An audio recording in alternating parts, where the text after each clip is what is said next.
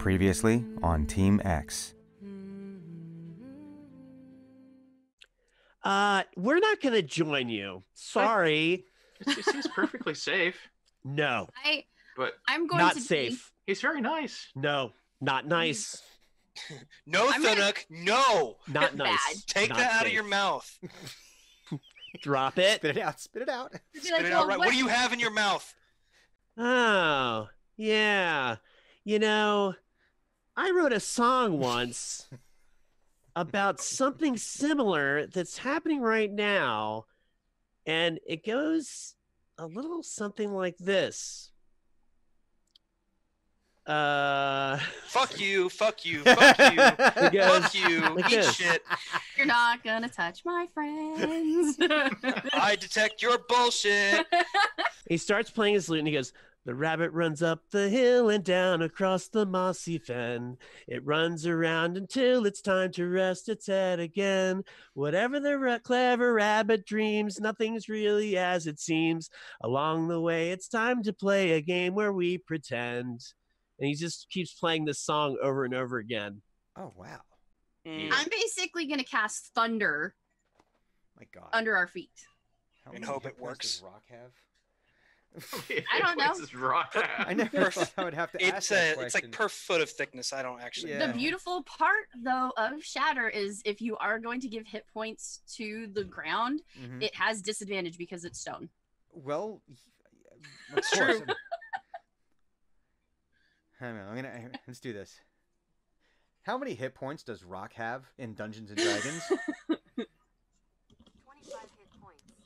According to ADD, 5 hit points. I win because I can cast immune to up poison to and like psychic damage. 5d8. I'm going to point to him and I'm going to say, "Haven't you ever heard of personal space?" "Oh, I suppose not, since you're so impersonal and you take up so much space." Oh my God. And You see your mother reach out with both hands, and she makes this grasping motion, and you feel like this magic wave wash over you, and you feel like this constriction, but you're able to kind of like shrug it off. But your cousins are suddenly held still. They suddenly stiffen up like they've been grasped by some kind of arcane, invisible hands. And she just looks at you and she says, "It's time for all of you to get your treatment. And we're going now."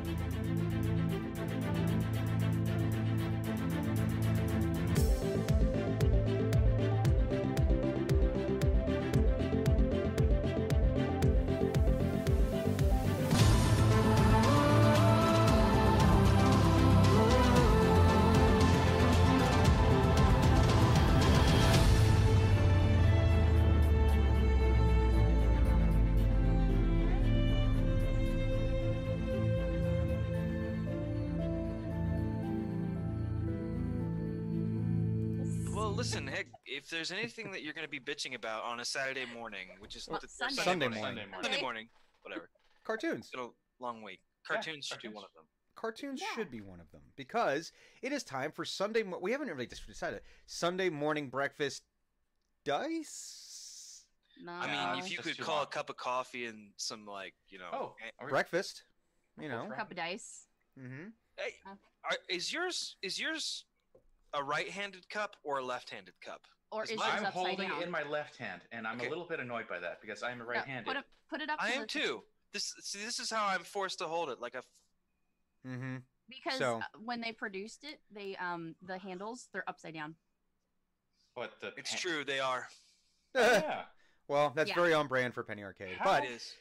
That explains I why it's thought always that this leaning. was some like Jerry shit or like left-handed only.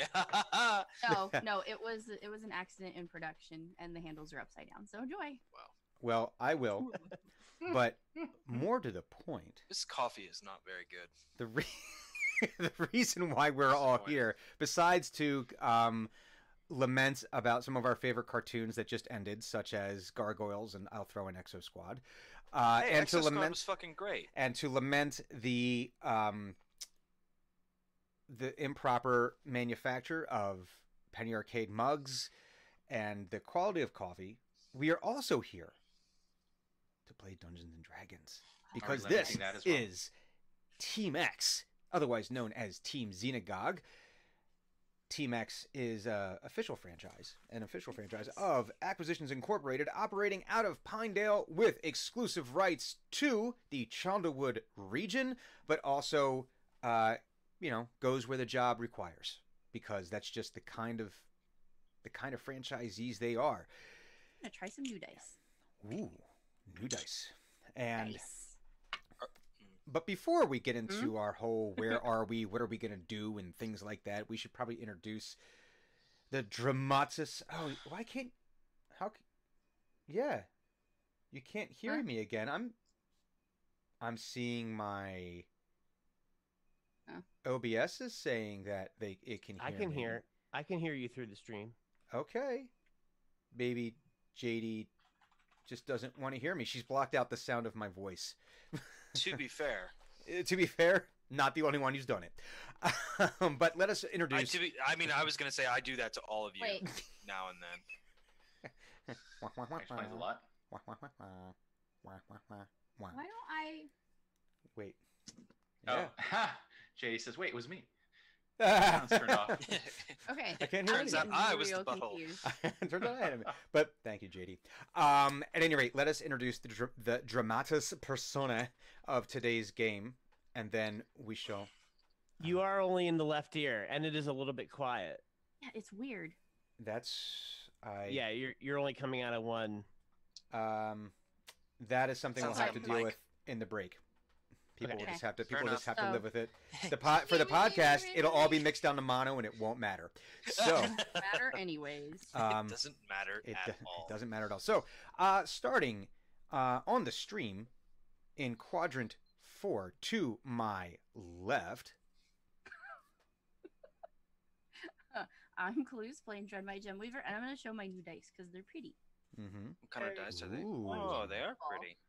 They're like a curly kind of looking one. Neat. Are these But available there from goes Drag? one. Are these available through Dragonforged? No, They actually These- kind of look like yellow or orange jade. these A are little bit. lab dice. Oh, Uh, Chessex. Nice. Hmm. Nice. Nice. Somebody bought them for me at PAX. They're Gemini orange and purple. Oh, very nice. Chessex makes good shit. I like Me Chessex. too. Excellent. I like their. I don't normally buy their regular stuff, but I get their lab dice because they don't make many of them. Yeah, my first set of dice was actually from Chessex. Hmm. Oh, And God, then I my first set inherited of a bunch dice- of evil, cursed dice I think from it my was first DM. the AD&D, the old colored ones that you Mhm. only had 5 of them, and then you had to squish crown in them. Mhm. Mm-hmm. Number. Yep. The I had a red- D6 for somewhere a in while, there. and then my uncle found out that I had it, and he took it back because it was his D6. Anyway, continuing Okay, around continuing the horn here. Anyway, introduce yourself first, because you never Oh, did yeah. that. You just showed dice. I said I was Clues playing Jeremiah Drew here in more. Oh, okay, yeah. never mind. Okay, That- boom. we just got lost in the dice. Yeah, it's dice stuff. And It's I early like morning. fun. Fuck it. It is. I am like you go. I play Thin Channel Trunk, You do. and since we're going with dice stories, I got a reprimand for saying something in a Facebook dice group, a dice making group about, hey, that's really pretty. Can you make me a set? Which was against the community rules. Don't do that. I Don't do that. forgot. I'd only been a member for like 24 hours. Banned. You broke the one rule. Fucking Ah, banned. okay. Yay, internet and its rules. Silly boy. Anyway, continuing down to this area right here. I'm going to surmise that that is me. It is. I wish my pen would actually go down and appear in your screen. That would be amazing. That would be really funny. Just That be would hanging freak me out up out. there. Ah! Doing that. Stop it! Thinking with portals is not fun anymore. I am Blind Cleric. I am not a morning person, and I am playing Hugon Valander, human fighter, who is also not a morning person. All right. This coffee tastes like ass. It's vaguely medicinal, and I'm disappointed that I bought it because it was expensive. Never buy expensive coffee. Well, okay. Expensive is. Let me rephrase that. I buy cheap ass coffee because I can't taste it Mhm. anyway. It's literally just the chemical in it that I need. So expensive was like $7 So back to so, Folgers crystals for you. or fucking chicory coffee or something. This is Christ. And Moving last, but by no means least. Hi, I'm Purple Monkey Robots, aka Roz, playing the Tiefling Bard Eno. He is. He is. And we are going to play some Dungeons and Dragons. So, is everyone ready? Is everyone No. prepared? Gurge. No. All right. Well, tough because we're going to do it anyway. Oh, Dungeoneers and Dragoons. Listen, that's a possibility as well. It's a whole different thing, though. That sounds like a henchman game. Dungeoneers and Dragoons. Where we all play henchmen. That'll be I've that'll be one. always wanted to do an evil campaign. They're I've fun. DM'd for him, but I've never gotten to play in one. I have DM'd one evil game in my entire DM career, and like it was the most surreal experience. I've never had a game Oh, yeah. disintegrate that fast. It devolves into debauchery and murder hobos. Well, I mean, it wasn't the debauchery that was the problem. It was like the players, like the characters in the game got along better than the players Yeah. at the table. And I was like, what the hell happened? Well, table talk. We'll get to that because we are not playing an evil campaign. We're playing more of a morally ambiguous campaign. We're kind of in that gray area: good, bad, good, evil the thing. distinctions between good and evil on this plane are so infinitesimal as to be valueless. So you cannot have light without the dark. when we That's I just saw that episode of the Clone Wars. When we last left our protagonists, they had destroyed a stone giant compound and somehow inadvertently released well, now we're calling them the Bibushkas. Okay, But- I'd like to add in that it is not destroyed. I just gave them an opportunity to remodel. You destroyed it. You took out a load-bearing floor. Which, to be fair, all floors are load-bearing. Yeah, but this It's one just even a more matter so. of what's underneath them. And again, I'm writing down here because I have a story about that I'll tell in table talk. From real life. Oh, is this when you fell through the floor? No. We'll get to that. I'll tell you. Okay. It's a whole other thing. Anyway, but compound destroyed. We're not talking about like was it the intent? It's just what happened. And then Destroyed. the creepypasta Bibushkas Babushkas. were released, and like they 48 were hours. on a 48-hour chase. It seems like most of the Gentle Trunk clan had been rescued and put wherever in and they got away somewhere. We don't know because there was a plan. There was the blood of apparently many people summoned from somewhere as a part of a bigger plan, and then the team met a creature known as the Meat Snatcher, They did battle with the and then Meat we Snatcher. fucking killed that guy. They Yeah. killed the Meat Snatcher in epic fashion, because if you should watch, if nothing else, get to the last part of the last game we did, because Eno polymorphed into a Triceratops. Oh, Hugon you're jumped on top. And listen, if I was just gonna say, just a teaser. Triceratops cavalry. Triceratops cavalry, and it went from there. Shadowgate activated, and they went through the Shadowgate. Team X did, to go to Candlekeep as they begin their jaunt, their odyssey around Faerun and possibly the Sword Coast. So, as you all emerge from the Shadowgate, you emerge within sight of the coast. Now, Candlekeep is located on a rocky cliffside coast, and as you exit, you're immediately hit in the face with a salty wind. Not salty, like it's not upset at you. It's just, salty wind. No, it's you emerge onto this little spit of cliff that's kind of sticking out on the side of this cliff. There's a boulder. I'm gonna try this again, Brian. Use words. 10 a.m. You emerge out of the Shadowgate onto this little spit of cliff that's jutting out from the coast. And if you were to look down on the side, you can hear the waves crashing against the bottom of the cliff here, and the wind is whipping off. This fresh ocean wind is whipping off the ocean there, and you look out and you can see the white caps throughout, or as far as the eye can see. It looks like there might be storm clouds distant on the horizon, which probably wouldn't be too atypical for this time of year. Storms brewing over the Sword Coast.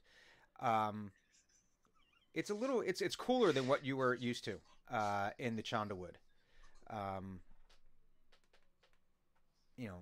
So it's a little chillier, but not cold by any stretch of the imagination. But you're met by this basically very on the cliff. It's a very verdant scene. It's just basically tall grasses. But you can see, if you were to look down this little spit of land and curve off to the north, which would be towards your left, you can see that there is the great keep of Candlekeep built on top of this this protrusion of cliff sticking out into the ocean, and it is a sight to behold. Just with towers upon towers upon towers, just layers and layers and layers, and it is truly probably for most of you, and I'd even say for, well, Eno and Dren are the probably most well-traveled out of the group, and this probably is still one of the grandest structures you've probably ever seen, and it is the greatest repository of knowledge gathered in Faerun, possibly all of Toril, but that could be. I think argued. there are a couple of races that would disagree. Maybe, but it would be tough. Like, they feel like this is a noble try by the humans. Well, the thing is, though, it's not just human I know, knowledge. I It is know, all I know. knowledge. It just makes me laugh. So, but We've you can got the greatest library, and the elves are over there like, yeah, it's real cute. But you can see the great walls rising up and protecting this. Hugon, you look at this, and this is a very defendable position. Mm-hmm. It's and honestly, the very first thing that Hugon would have done upon looking at this is think about how to knock it down. Yeah, and you look at it and you're like, you don't know that there's a way. This is not an easy way. This would be, and you've heard rumors that there are stores in there that they could last years of a siege. Probably. Yeah. But this is basically an impregnable fort that has been built. Except they built it on a cliff. But there's you could see that there's little like it's almost like a sprawling village. Never anything near a city, but it's not even a town, but a sprawling village that is kind of sprouted up in the shadow of Candlekeep. You know, for various and sundry services that might be required of people traveling there by normal means. You know, oh, what's the term? Not blacksmiths, farriers, various Wainwrights, various merchants selling things that you might need. Probably some candle makers. Probably, you know, little things like that. Things there's probably like a there's like the off-brand gift shop. You know, it's like it's not the official Disney gift shop. It's the one that sells the Disney-like stuff that doesn't exactly violate the copyright. It's just enough, you know. But or they've got it like marked under like a parody production. Under a parody, or they get like the there's the one that has like all of like the irregular merchandise that they're not going to sell, so they sell it, you know, all that stuff. Horrible mutant toys. So fresh from the island of misfits. And you can see there is not a line, but there are people that are, you know, coming and going as because you guys were in the Chandlewood just as the sun was rising when you had left. That was about the time we had played in the previous game. So this is virtually, not 100%, but virtually instantaneous transmission from one point to another. There is a time delay, but it's minutes, if anything. It's not, you know, it's not hours or days. So it is just past sunrise as the sun is peeking up over the eastern horizon and illuminating Candlekeep, and possibly even adding to its grandeur. You see seagulls circling the tallest of the towers in the distance, and it gives you a sense of scale that from this distance you really wouldn't know. You're like, oh, how far away is that? Oh no, that is huge. It is a very impressive thing. But you find yourself about 5 to 10 minute walk now from your destination of Candlekeep. And I will leave it to you as to how you would like to approach, if there's any discussions that you would like to have with each other regarding that. Hugon turns to goes, "What are we doing here again?" Because it's been a few weeks and I don't remember. Is this No, too I remember early exactly morning? what we're doing, but Hugon is. Well, we need. We haven't slept in 2 days, so. That's true.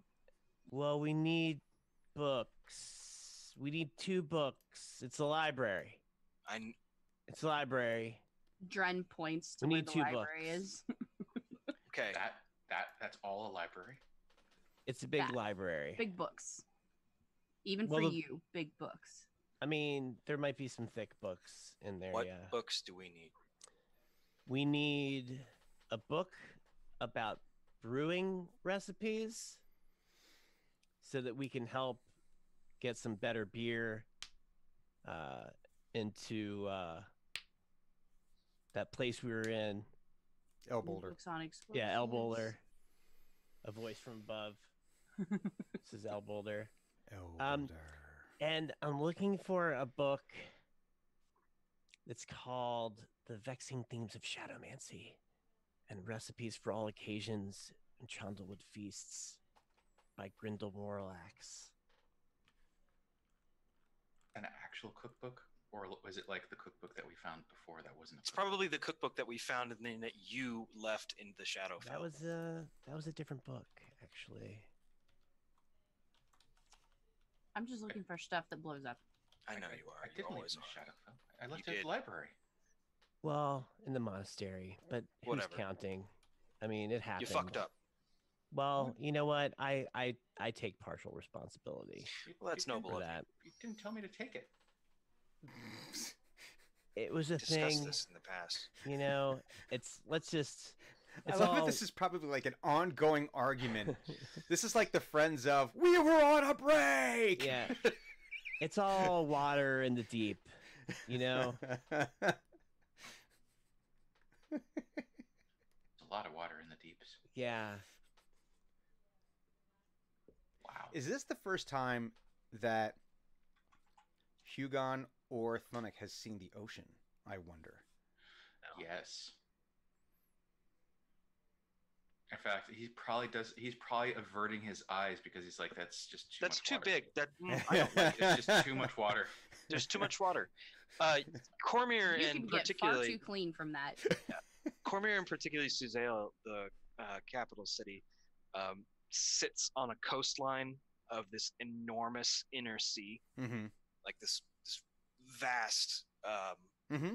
I don't know if it's like a lake, but it's like kind of like a Well, it's called, if I remember, it's called... sea of the Sea of Fallen Stars, Sea of Let's Fallen take a look Stars. right now. Yeah. or is that Pathfinder? No. I think you got it right. I'm remembering it from looking at a map. That's how I remember places. There is the Lake of Dragons. It, Well, continue. I'm It, going to look this up. it seems like the Mediterranean for this. It world. does, yeah, and Mhm. Or like the Black Sea. so like he's familiar with the idea of like being on an area where like the only thing you can see on the horizon is water. So it's like there's a lot of it there, but like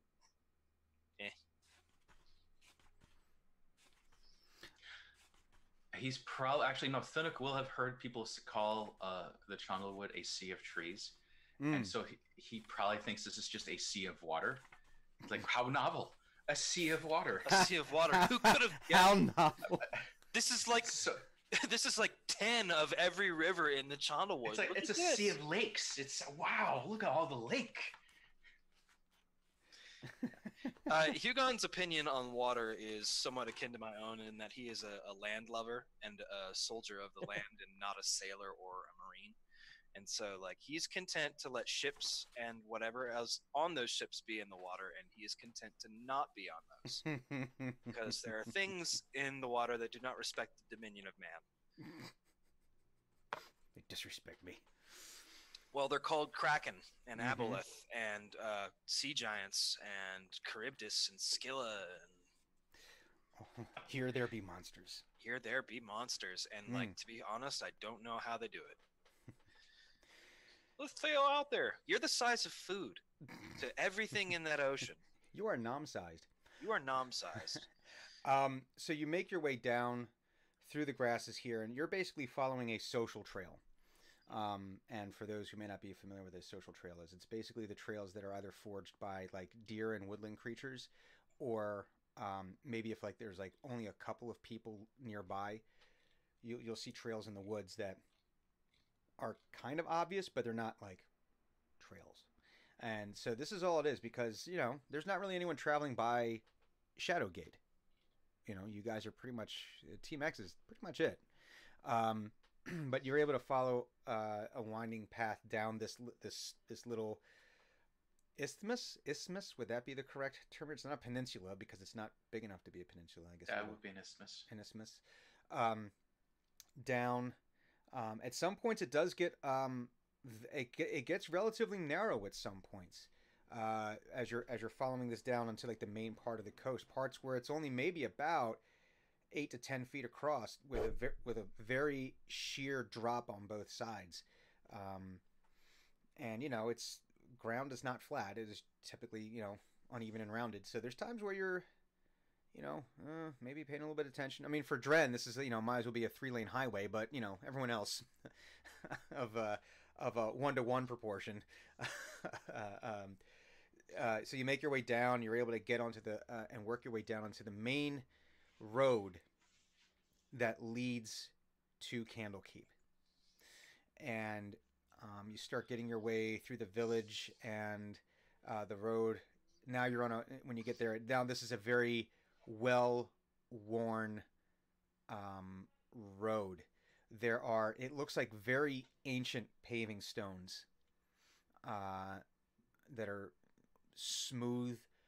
There's the vague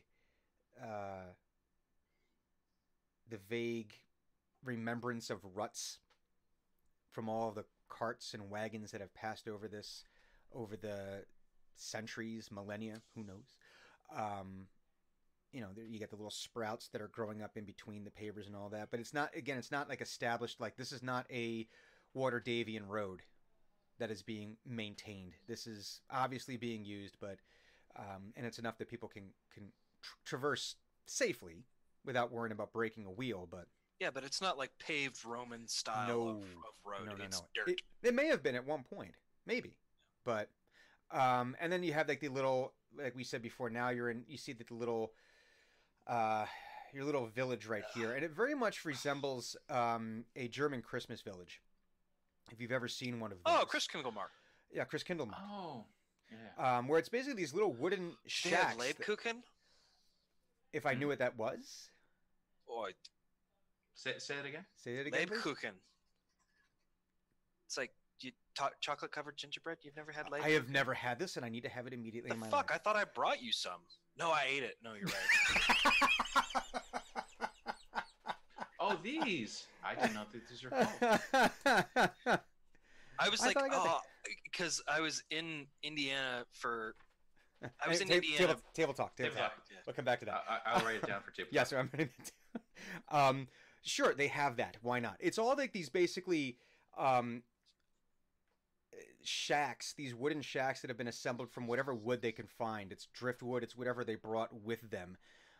Hastily, some of them, better constructed than others. Some might have had a little bit more knowledge and skill when putting these things together. Some look like they are leaning in the wind. As the wind blows, you can see they actually kind of, there's a little bit of a lean there. And some of them have like little pits that they're cooking if they're, making it whatever little food they have. Or, but it's basically this little Christmas village that people have kind of ad hoc set up when they said, hey, you know what? I'm going to go to Candlekeep and I'm going to sell things. Why not? And so, there is some rudimentary supplies and various sundry goods that you could potentially get there. But this road leads its way up to the main gate of Candlekeep, and you can see that the gate is it's a wide arched gate, but there are guards. There's some guards. You're seeing two figures that are standing up by the front gates. They're only letting in one cart at a time, or one party at a time.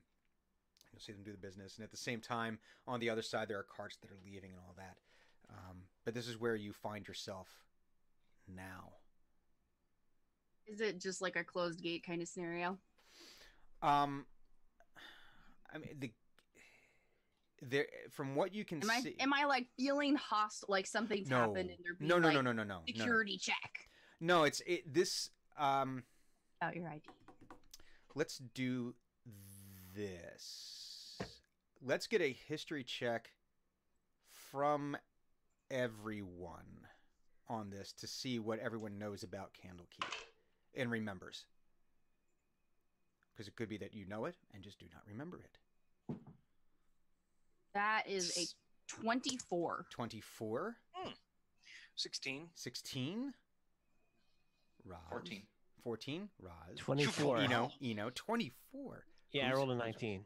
Oh wow! Hey, I rolled a 16, 16. But Nice. you have some Damn. good. but I have 20. I have +8 to my history. Yeah, that was. Five. Yeah. I'm old. Old. So okay, so One of these days, I hope Brian rolls a secret check and then Drin just falls over because she died of old age. she breaks. I it down. rolled your maximum lifespan as it says to in the DMG, and you died like 10 years ago. Just no one told her, and she's just in on top. She's living off the cybernetics now. I've been a ghost this whole time. I just didn't know it. She's A a, member she's of a the story shows Oh. up. steam. A She's a grizz- steam powered. No, actually, I don't think Dren would be a lich. Dren would be a Grizzle.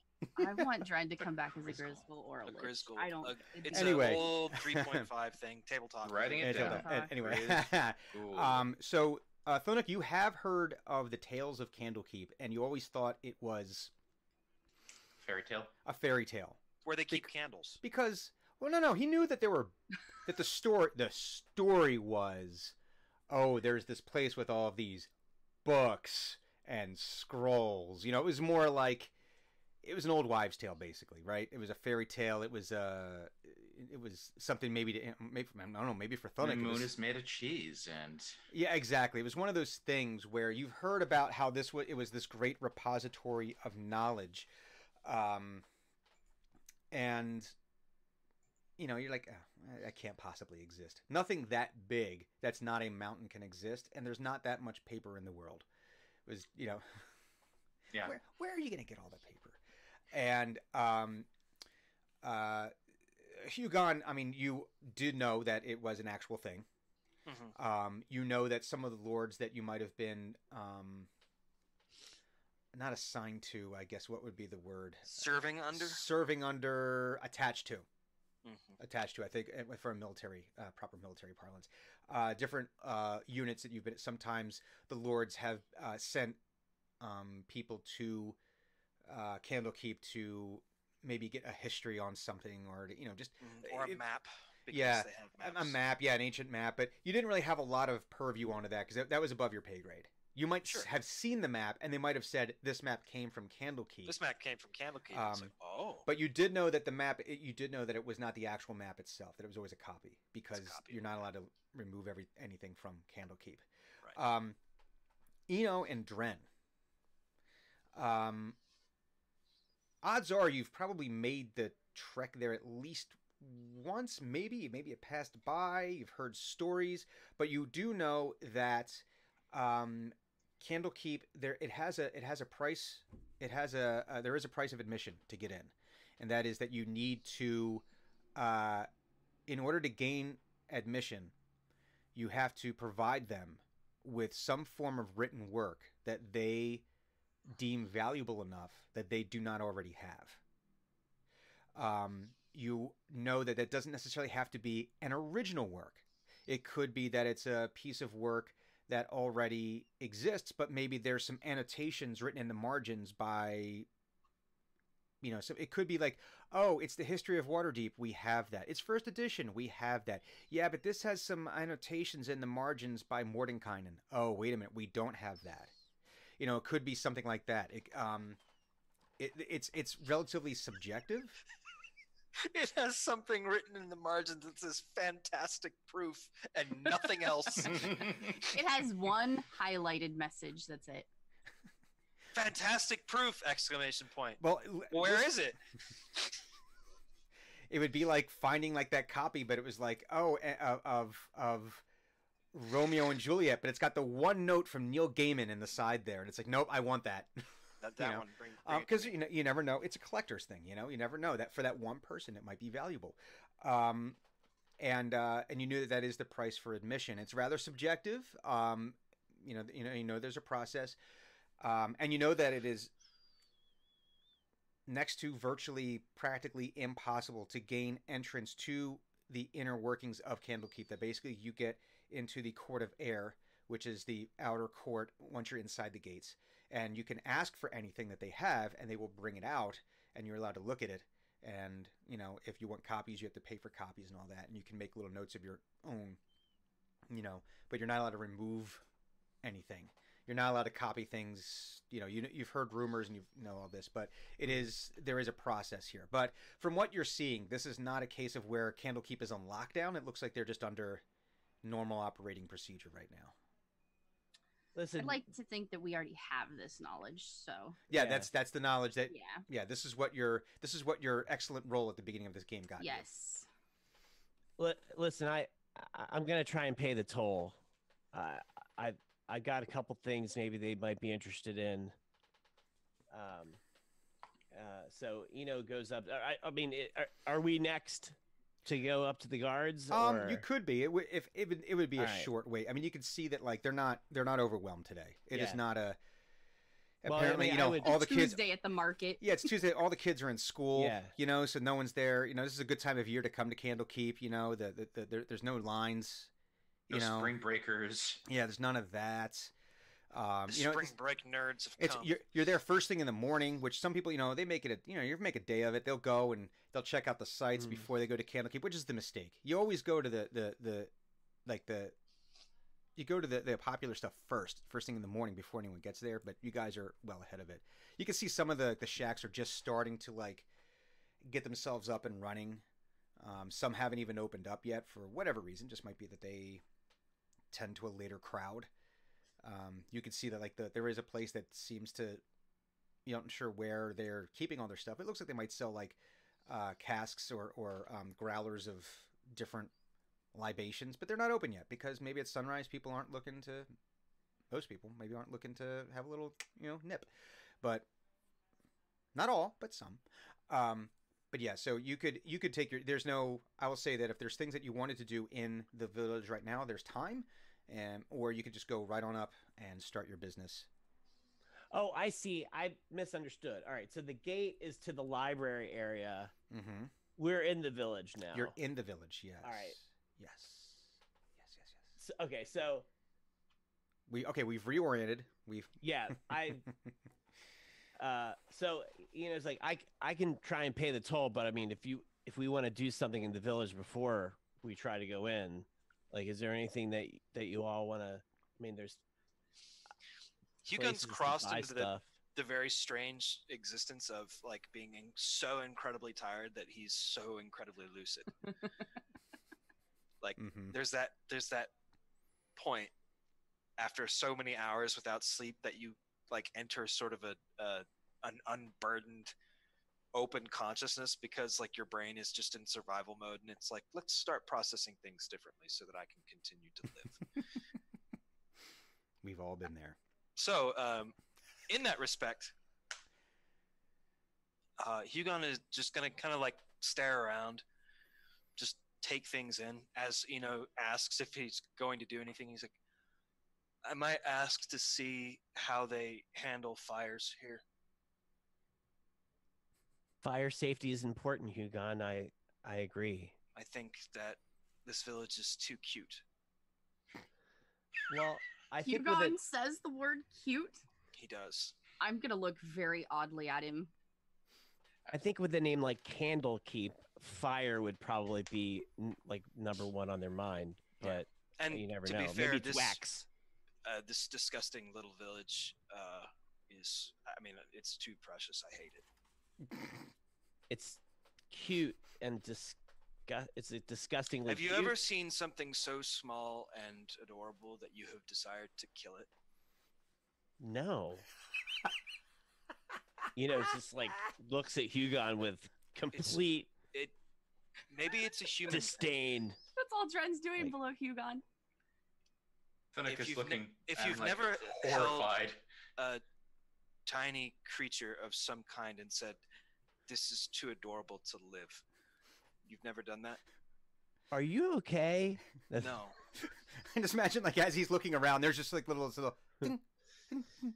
Like there's like little. He's got like a tick now from just. But such as it is, that is this village. I suspect any creature that is crawling around on Thunuk that he might think is adorable, that could understand common, is probably like scurrying for safety right now. They're all now hiding in your beard. In the bag. In the bag and they're in like, the beard. they're like peeking out from behind the shoulder. Like you can feel some slight vibrations. Some slight vibrations, some trembling, and like, oh, don't let him kill us. My concern is that others don't let him think hurt this way. us. Oh, why does he want to kill us? Because he doesn't want Well, do. do we want to maybe find an inn and go to sleep first? Is that No. Well, you do know No. that there are sleeping quarters in Candlekeep. If you are able to gain admittance, there is the the House of Rest that you would be able to partake of. Sleep can come later. Defense must come now. Well, I think that they got guards and stuff. I think they got it. Insufficient. No. But go and handle the toll. I know what I'm doing. Okay. And he, looks at everybody else and like, should I go? Should I go then? Should I stay or should I go? He says, Alexi, did you want to come? I don't see why not. All right. I keep forgetting that he's here, and every time I remember, I'm always like, oh. Are you all coming with me? I hate you. Are you? No, When no. was the last time we ate? Was it right before the fight? We've last been fight? being chased. You- You're probably starving. Well, For- I would say you've all carried rations on you at something. Now you were probably sharing. Well, no, I take that back. You were dealing with the gentle trunk. What did we? I forget the name I gave them. The Family. family. But I had another word for them. Oh, there was a Norwegian word that you were using. Kin or something like that. Yeah. I wrote it down and I can't remember it. And no. Anyway, Kent. Here it is. Kent. Kent. I was gonna say K-J-E-N-T. Yeah, I Kent. was gonna say Um, Creel, and I was like, that's not right. That's not the right one. That's not the right word. That them foraging on the run was probably not anything that they've not done before. So they were probably grabbing grubs and mushrooms and edible plants and bark from trees and whatever, there's things you could do. And so it's not that you guys are starving. You haven't had a proper meal. You are tired. You can feel the weight of your exhaustion, all of you sitting, just seeped into your bones. And, your bed is calling, or a bed is calling, but you're also, again, at that point where it's kind of like you've been awake so long that you just have this weird fourth wind that, okay, I'm going to keep on going here. And so you could go either way. But you're not starving. I mean, you're a bit peckish.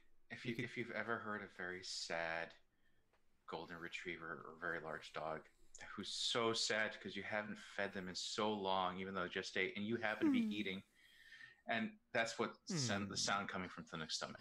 Don't beg in front of me. He's not making the sound. The stomach is like. God, that's terrifying. I know. That's a lot of dogs. Do they have food in the library too, or there is a place called Hearth there that acts as a place to eat. Yeah, so you do know your memories and stories that you've heard. You do know that once you gain access, the idea is that you're allowed to stay there for a 10-day. It's not like you go in and you're out, because scholarly research can take time. And for general outsiders, people who aren't of specific monastic or clerical orders, you have a 10-day to stay there. And while there, you are able to, you have a place to sleep. It's usually like a bunkhouse. It's not like you have there's no palatial estates. It's not like it doesn't matter if you are the lowest of peasants or if you are the mightiest of lords. There's the cold dorm that you stay in. And then there's the hearth. And it is a place for you to eat and grab a drink and gain sustenance. But the idea is that this is a place for knowledge seekers. It is a place of information, of study. So there are, if you are able to gain entrance, you would have access to the necessary comforts in order to get cleaned up and do the things. So turns to Hugon and says, well, they've got food in there and we can sleep in there and it's very secure. I mean, well, if we can get in, that would be good. Okay, well, do we all want to go up there now and I'll try to pay the toll? Sure, yeah. Go ahead and go do that. Okay, so and so as soon as Eno turns to go and do that, Hugon goes the other way. Okay. And finds the nearest guard. All right. So I walk up to the gate, and is there two people posted? There are two people there in monk's garb, with purple vestments. And it is there. They're the ones that you could see. They just finished. You saw they had turned one group away, and they look a little forlorn, and discussing amongst themselves, like, I thought we had enough. No, but I don't understand. And you can hear they're talking about, their plan, and they've just let the next group in, after showing them a few different books. And I would love to see the shitty books people try to get in with. Pat the bunny. Pet the bunny? No. It's first edition. It's No. But yeah, so there's these two monks that are standing there, and they both look pleasant enough. They're not, shaven heads, very clean shaven all the way around, and they and as you approach, the one says, "Greetings, seekers. Welcome to Candlekeep. Are you in search of knowledge? Always. Do you offer knowledge in exchange?" I do. We were in the Shadowfell recently, Mm-hmm. and we had an experience there, and I wrote an original work based on that experience, where we were on the way to see the Raven Queen, and my ode to the Raven Queen is my offering Oh. to you today to gain entrance, and I'm willing to perform that ode if you would indulge me, if that helps. I'm just writing it down. Ode to the Raven Queen, and the one monk says, "We do accept offerings of that. This is an original work." It is. Okay. Where has it Like- has it been performed for any audiences? No, this will be the first time. Ah.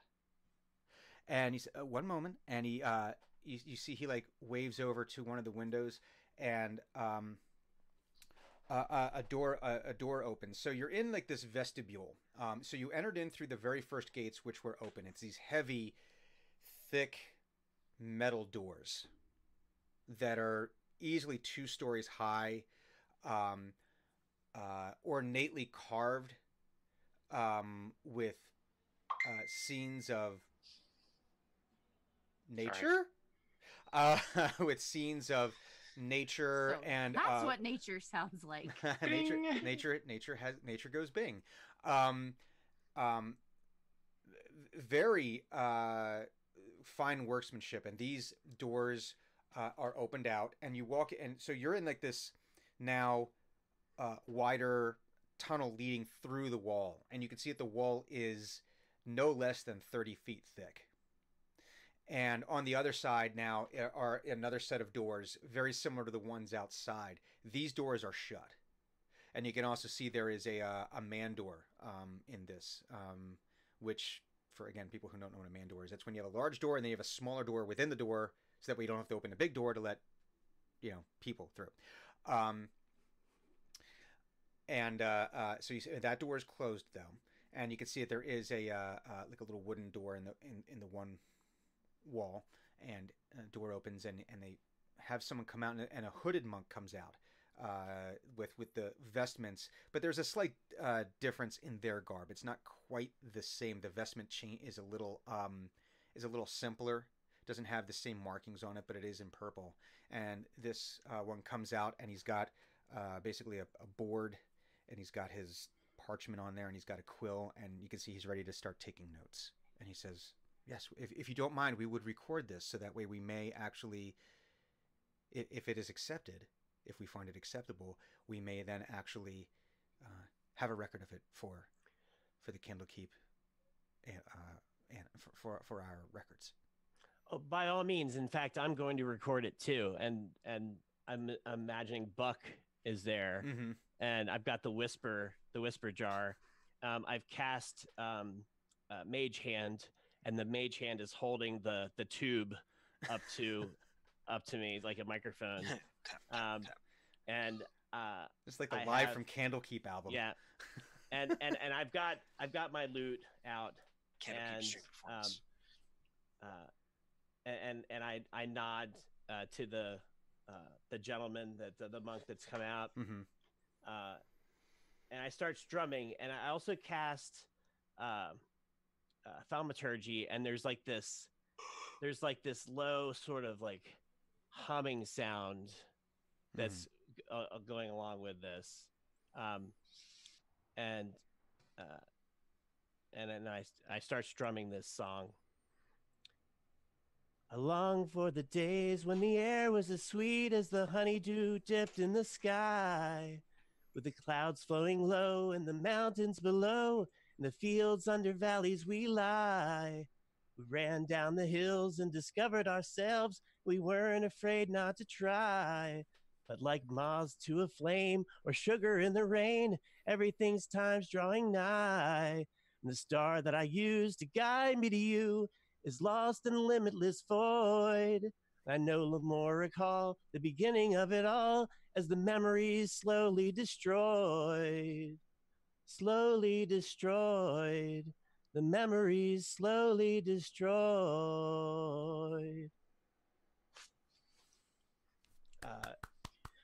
And then he rips out the page in his journal that has the song written in it.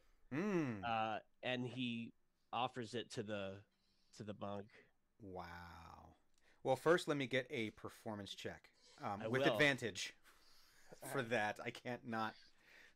I would be an evil dungeon master to not Give him perpetual advantage just and on also songs. +5. Whenever it's delivered in the form of song, just advantage. All right, I'm gonna. Or no, better yet, you win. I'm gonna add, just for the hell of it, I'm gonna add a D8. A bardic inspiration. Okay, so the total is 30. That's metal. So there's a moment where you think, you're not sure, but you think that one of the monks might like surreptitiously like wipe a tear away, like, you know, and the other one just cannot contain his smile, the one that you had initially spoke with, and he says, "Oh, good sir, this is, thank you. Thank you. Yes, you may enter Candlekeep. Thank you, seekers. Thank May you. you find the knowledge you seek." And they very carefully take the parchment that you gave them, and they have the transcribed version that the other acolyte had been scribing as you were writing, and they very, very carefully, like one of the monks carries it into this room, and you're not sure what happens to it after that, but you can see they're being very, very careful, and you can see he's actually wearing gloves as he handles the parchment. And if you have a lore master among you, I'd be happy to have Buck transfer that song to your lore master so that you have a copy of the performance as well. That would be wonderful. We will have someone find you. Excellent. Somewhere, and we will have someone find you to. Thank you very much. That is most generous. Thank you, good sir. And the one leads you to down the rest of this passageway. There's a knock at the door. They do a knock. The man door opens. You're all able to go through. Thunik, you definitely have to duck through this and kind of squeeze your way through because it's not, Fearbulg sized. And on the other side of this, now still cast in shadow, for the sun still is just barely peeked over the horizon, and is this the walls are keeping the direct sun from getting into this. But this is now Dren and Eno, what you have come to be known as that you guys know is called the Court of Air. And it is this wide open, very simple space. There are no statues. There are no adornments. It's just a very wide open space with some paths. There's a couple benches here and there. There's grass, but there's no landscaping. It is a very, very simple space, and is very large though. Hence the name, the Court of Air. And in there you can see there's the stables off to your left, and then you can see what looks to be an tavern-looking establishment known as Hearth. Then they're right next to that, and you can actually see there's an adjoining hallway between the two of them. It looks to be some kind of dormitory area.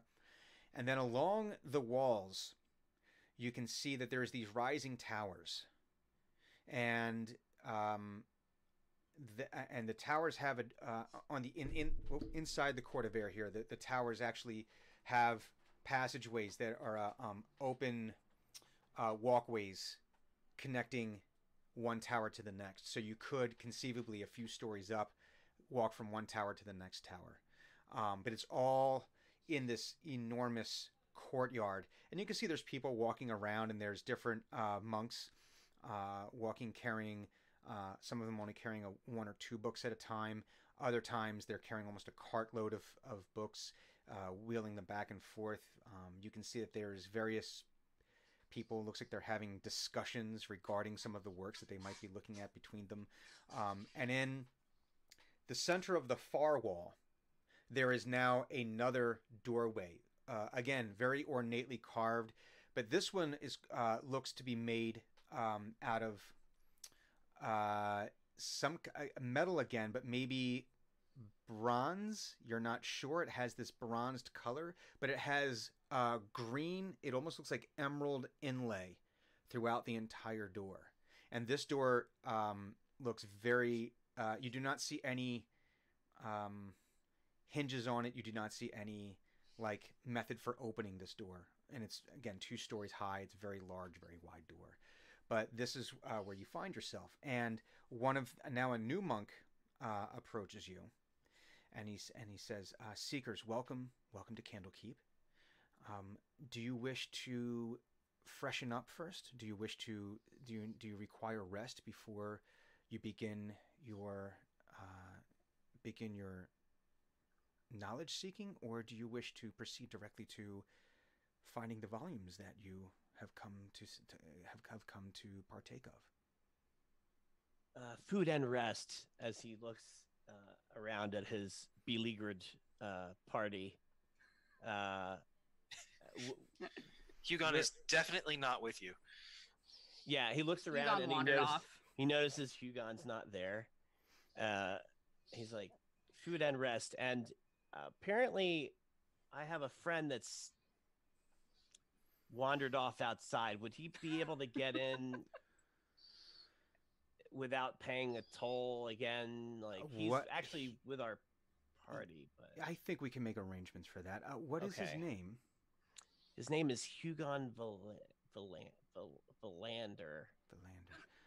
I will inform the gate. I will inform the Okay. avowed up front that they shall allow him entrance without the prescribed Just look price. for the super grumpy guy. You'll notice Yeah. him once you see him.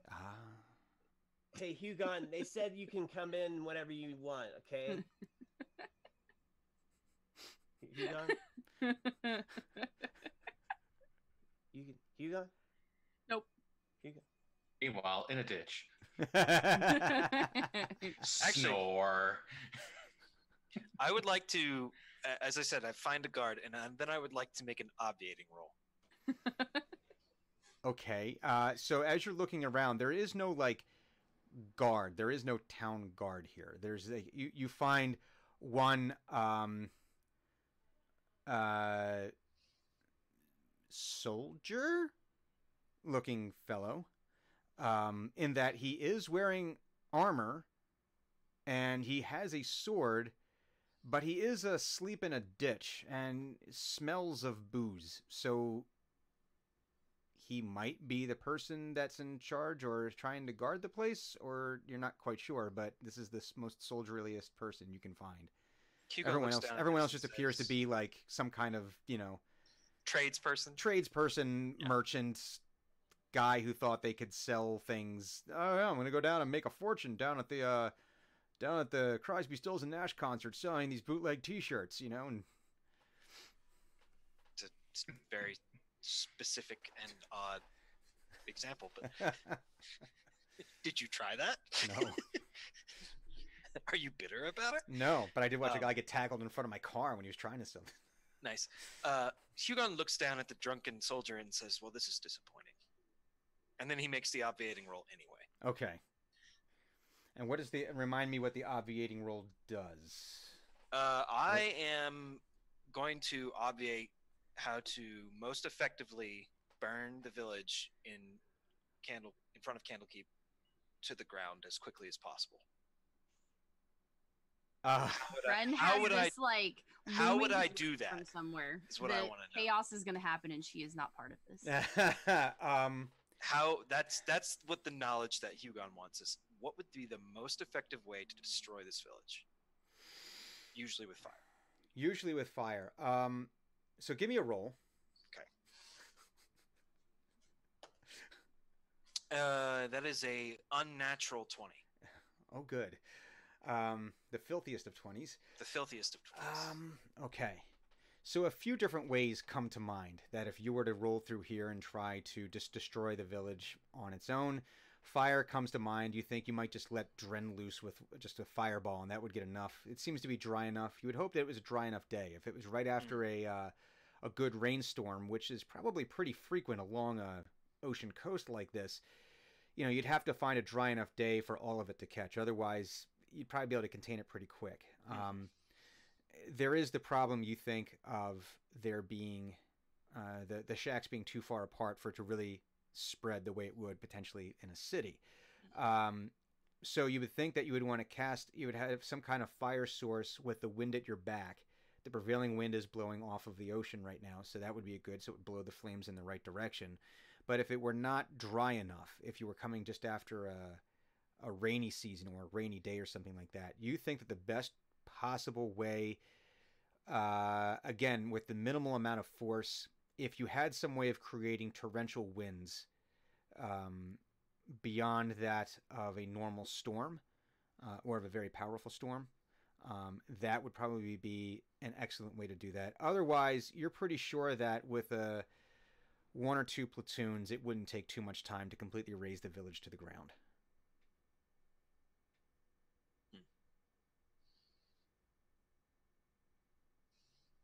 But then you also think, you'd be, whatever force, even if you were able to take out all of this village, you would still be splashing up against the walls of Candlekeep, which, to your knowledge, with your obviating roll, very, very difficult in order to get past those walls and try to get anywhere inside. The walls are incredibly high, so no ladders, no siege engine would get you anywhere near the top. You can see, just from what you've been able to see, they are very thick walls, so just trying to batter them down. The doors look pretty sturdy themselves. There is always the case of maybe using some war magic of some kind, but you would also think that probably a place like this probably has some kind of magic warding around it as well, because it does not appear to have any kind of military presence here. It does not. You're not seeing any armed guards. So the question you're asking, you just generally ask yourself is, well, why? There's a lot of knowledge here. This is obviously a target that someone might want to take because of all the things that they could possibly learn from here, but why haven't they? So you do think that there's something probably just about Candlekeep itself that just is a deterrent. That you have no knowledge of previous attempts, but you have to think that, well, why I can't be the first person who's thought, well, maybe we could take this. How would I take this fortress? And then someone else is probably like, well, yeah, but I tried and it didn't work because A, B, C, and D. So Hugon will pry a piece of wood off of one of these buildings, just one of the planks, and rip. Oh. And he'll return to the front gate, like studying the wood, seeing how dry it is, seeing and peeling at it, see if it's got if it's been soaked through recently, and it's just like he has like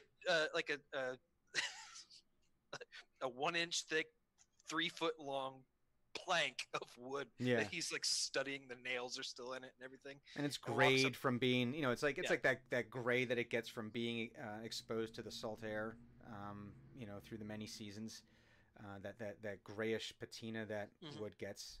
I imagine this took maybe like 15 minutes probably of, wandering around, and like somebody is like, what the hell, and like, you took a plank from my house. And Hugon's just studying it. And then when he arrives back at the gate, he abruptly just Drops it. I would like to go in. Name, please.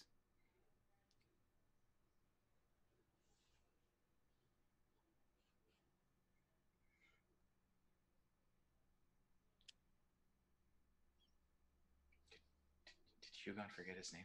Is he that tired? Let's try this again. I would like to go in. Name, please. Normally, do you not require something? Your name would be helpful.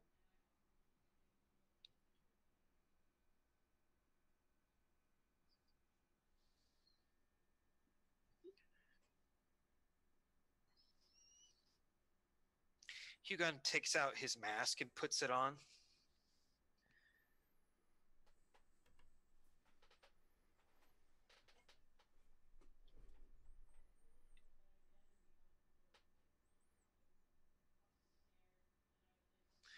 Hugon.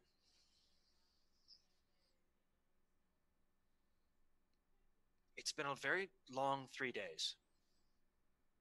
I can understand that. Has it been 3 days? Eh. I would like to go in now. And then one monk whispers in the other one's ear. Ah, you're with the party who already arrived. Yes. Who? And they escort you They to the... suddenly remembered that Drent said grumpy guy. Oh. What this party? guy. The people who said that you were with them? What did they look like? Well, there was the little one. There was the tiefling who sang. And there was the very large Fearbolg looking fellow who looked like he needed a hug.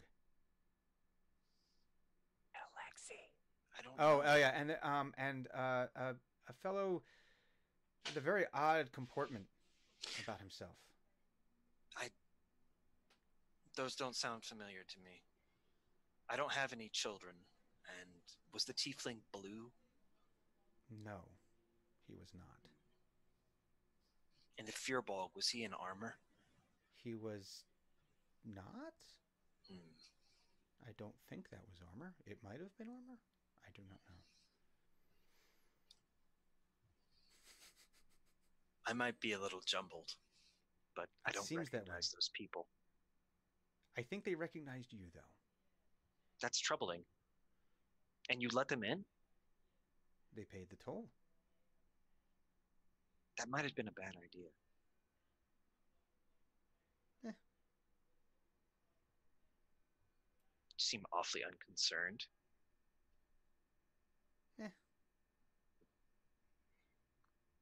Do you still seek entrance? I would like to go in, but your security seems oddly cavalier. It's worked so far. Not saying it hasn't, but And there's a line starting to build up behind you now of more people. Like there's carts that are coming up and they're waiting in line. Hugon has kind of like reached the point where it's like now he doesn't want to go in anymore. He kind of wants to talk to this guy. Well, sir, I'm sorry. I mean, if you'd like to go in, we can allow you in. If you don't want to get in, that's fine too. You can then not go in, but we are kind of in a binary situation here. It would be a little odd going in without offering anything, particularly if yes, but I believe that your party, friends, I'm not sure of your relationship, said they basically paid your admission already. I don't like that. Bring me a book, a blank one. No. I will write you something. It's not how this works. I can give you something though. Would you like it from Eberron or would you like it from Ravnica? What is it you would be writing? A treaty on the last great war, the destruction of Caire in Eberron, written by Aeson Danaeth of House Danaeth, the House of Mercenaries, based in Sharn. Or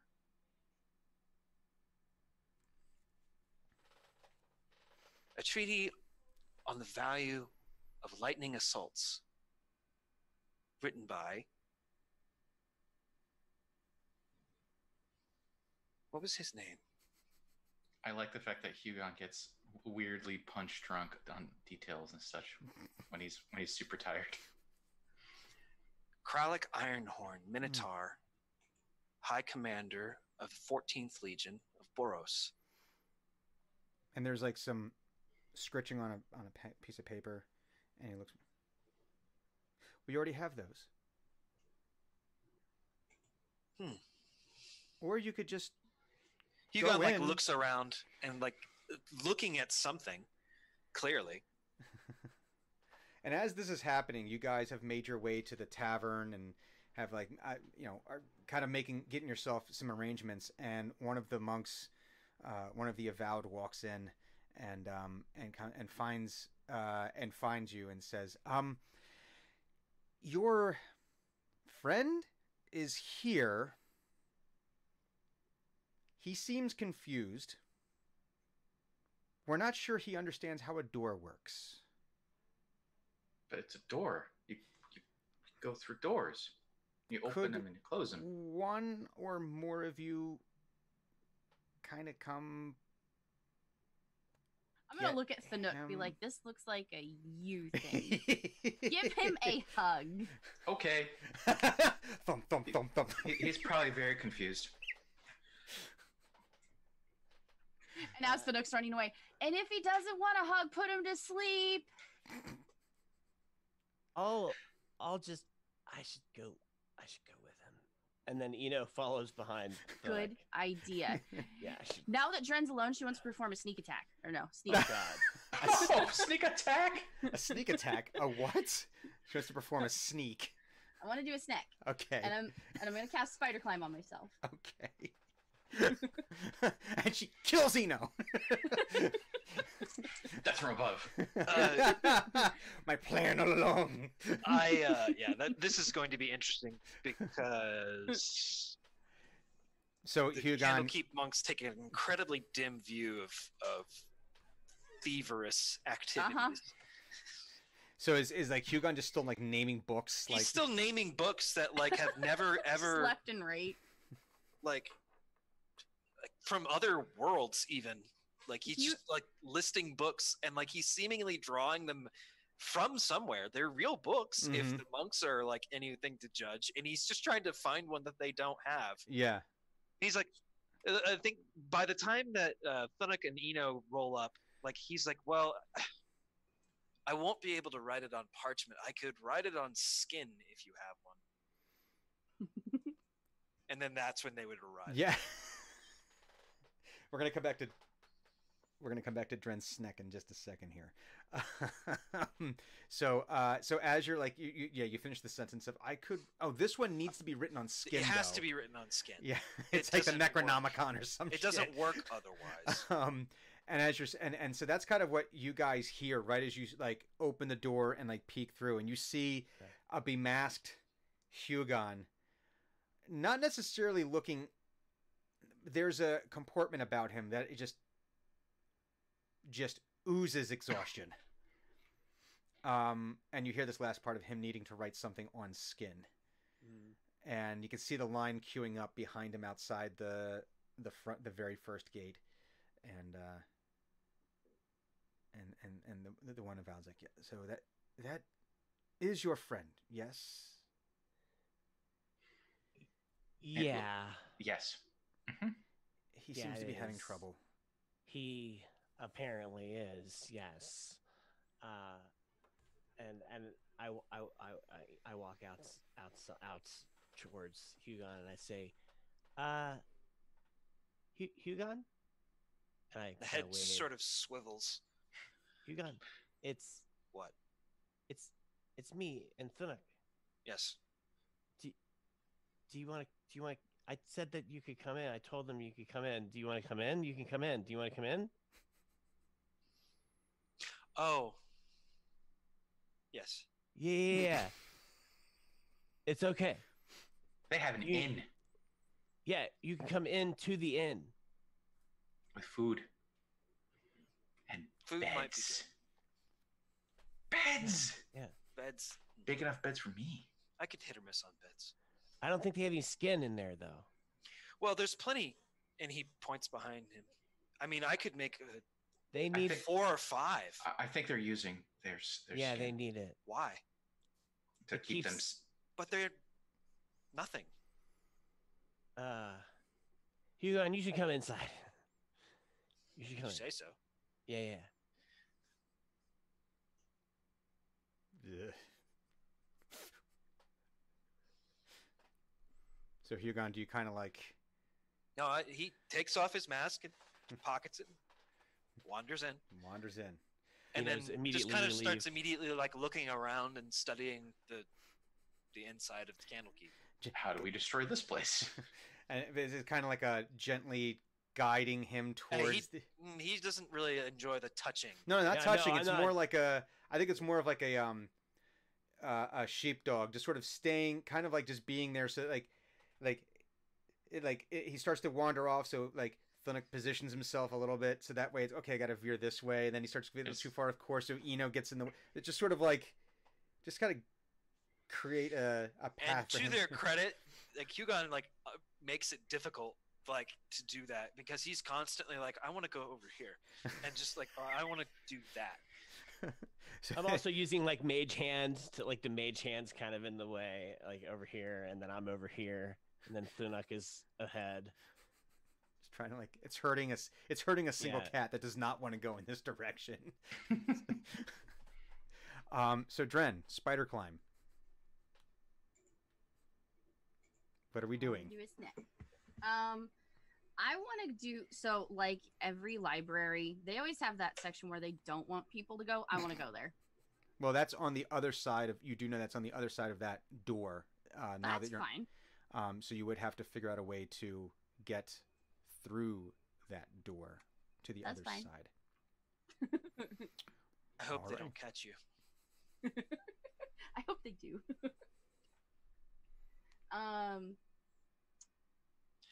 So I'm just gonna do that like totally casual stretch and walk by the door. Mm-hmm.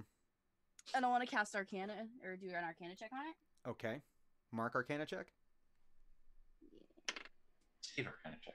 Hmm? Doesn't different league. Ah, different league. 21. A 21. You can sense deep magic on this door. Old magic on this Okay. door.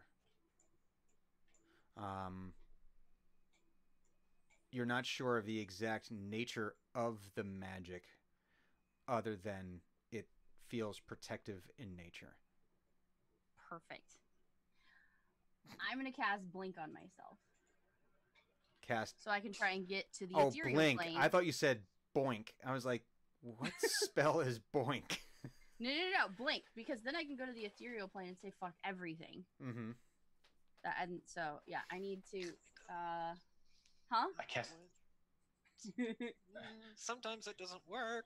bonk. Most times I Bonk. cast Bonk. My concern is not necessarily the door not being in the ethereal plane, the things guarding the door. I'm okay with that.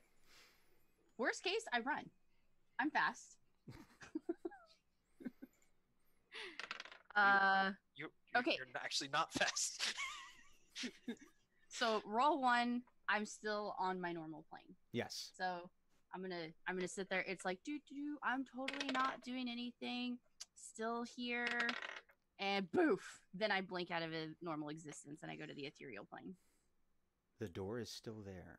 I know the door's still there, but I can pass through things in the ethereal plane. No. The door is still there. Then I will do another Arcana check. That's a 24. 24. What is it that you're trying to sense this time? because since I've been here before, I want to know any knowledge that I have to try and get through this door in any plane. From what you're sensing, it seems like the door is some kind of planar constant. Okay. In that you don't know that there is a plane of existence where this door does not exist. Well, that's fine. So, but I want to know and it is if solid in all of those planes. It is every not door can be unlocked. I'm trying to gain knowledge of how this one unlocks.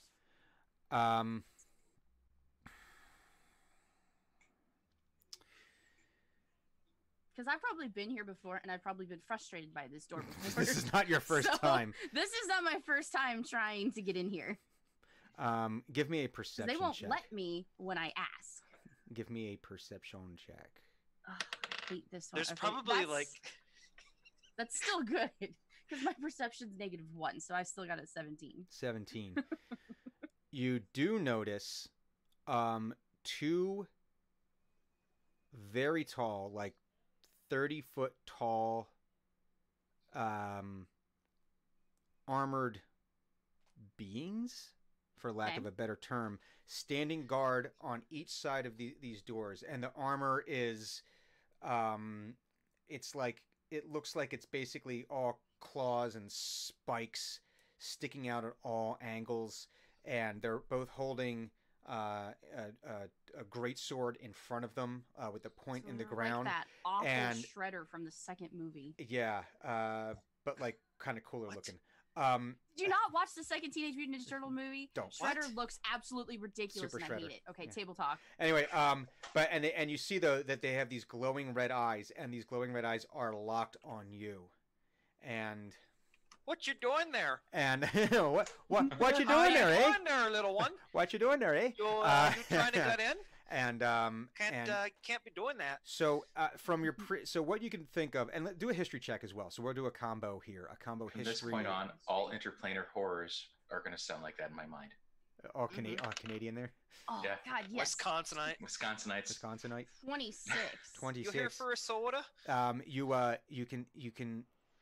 You have gleaned that it unlocks from the other side. So it's basically like one of those fire doors that you see in a building that has no locking mechanism on the outside. It has no way to open it. It's a push out, and the only way to open it is from the inside. And these two beings have been there before, and they look down. Dreadmire, what are you doing there? You can't. Oh. No, you can't. Oh. No, you can't do that. You I'm can't not get there gonna from here. take- Don't I you know? That's why I need you to open the door. No, you're not. You're not allowed in there. Says who? Says everyone. You're not one of the avowed. Avowed. Okay, writing that down. Where Well, do you I know find the that? avowed are the name of the monks. That's the name of the monks that maintain the keep. They bring it out to you, don't you know? You have to know that. We've told you this before, my Gem Weaver. You know you're not allowed to do this. You were here yesterday. You've tried this before. How many like times do we have to 140 have this years. conversation? Plenty until I get what I need to know. They bring it to you. No, they won't. They've lied. Oh, we have all the books. No, they don't.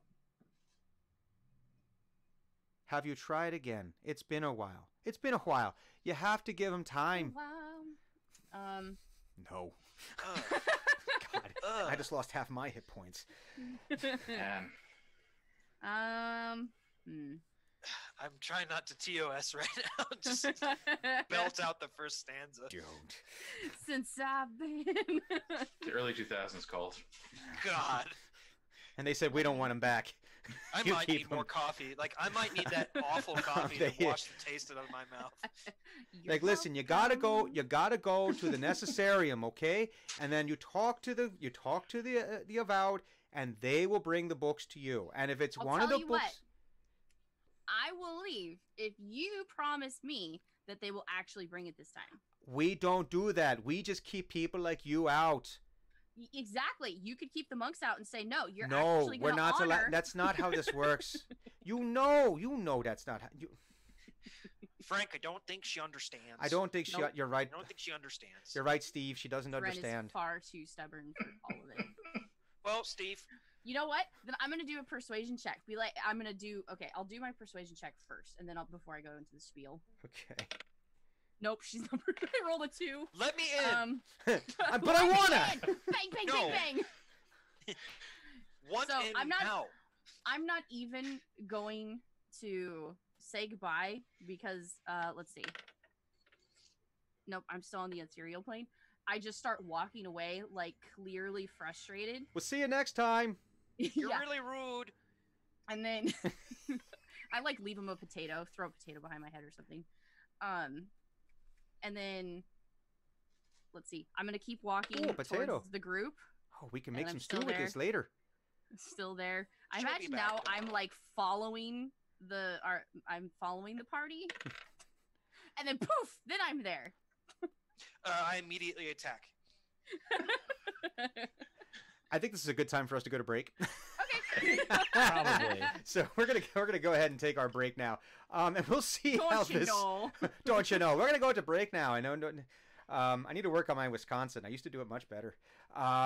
So anyway, we're gonna come back from a break where we're probably gonna replenish our fluids, and we'll do more of Team X on Sunday morning breakfast rolls, dice, Breakfast something. stream. Breakfast stream. All right, so we'll be back real soon. But yeah.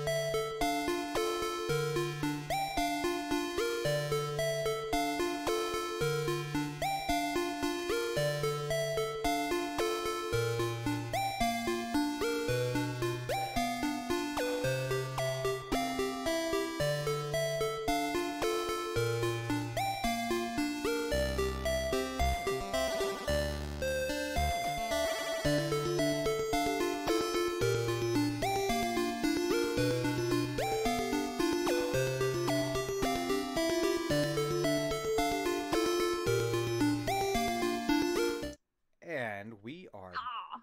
back. Meh. Things are about to get real here on Team X. So, and apparently here in my house. Okay, Team X, Dungeons and Dragons. We are back, and this is what is happening. The team has gone to Candlekeep, and Hugon is exhausted. Dren's trying to break into the keep again, apparently. Not having much luck. Hugon, or excuse not Hugon, Thunuk and Eno are trying to herd Hugon, a delirious Hugon, to get some sleep, apparently. Drenmai has blinked back from the ethereal plane into the material plane, and done so right in front of, or right near, we'll say, right adjacent to Hugon.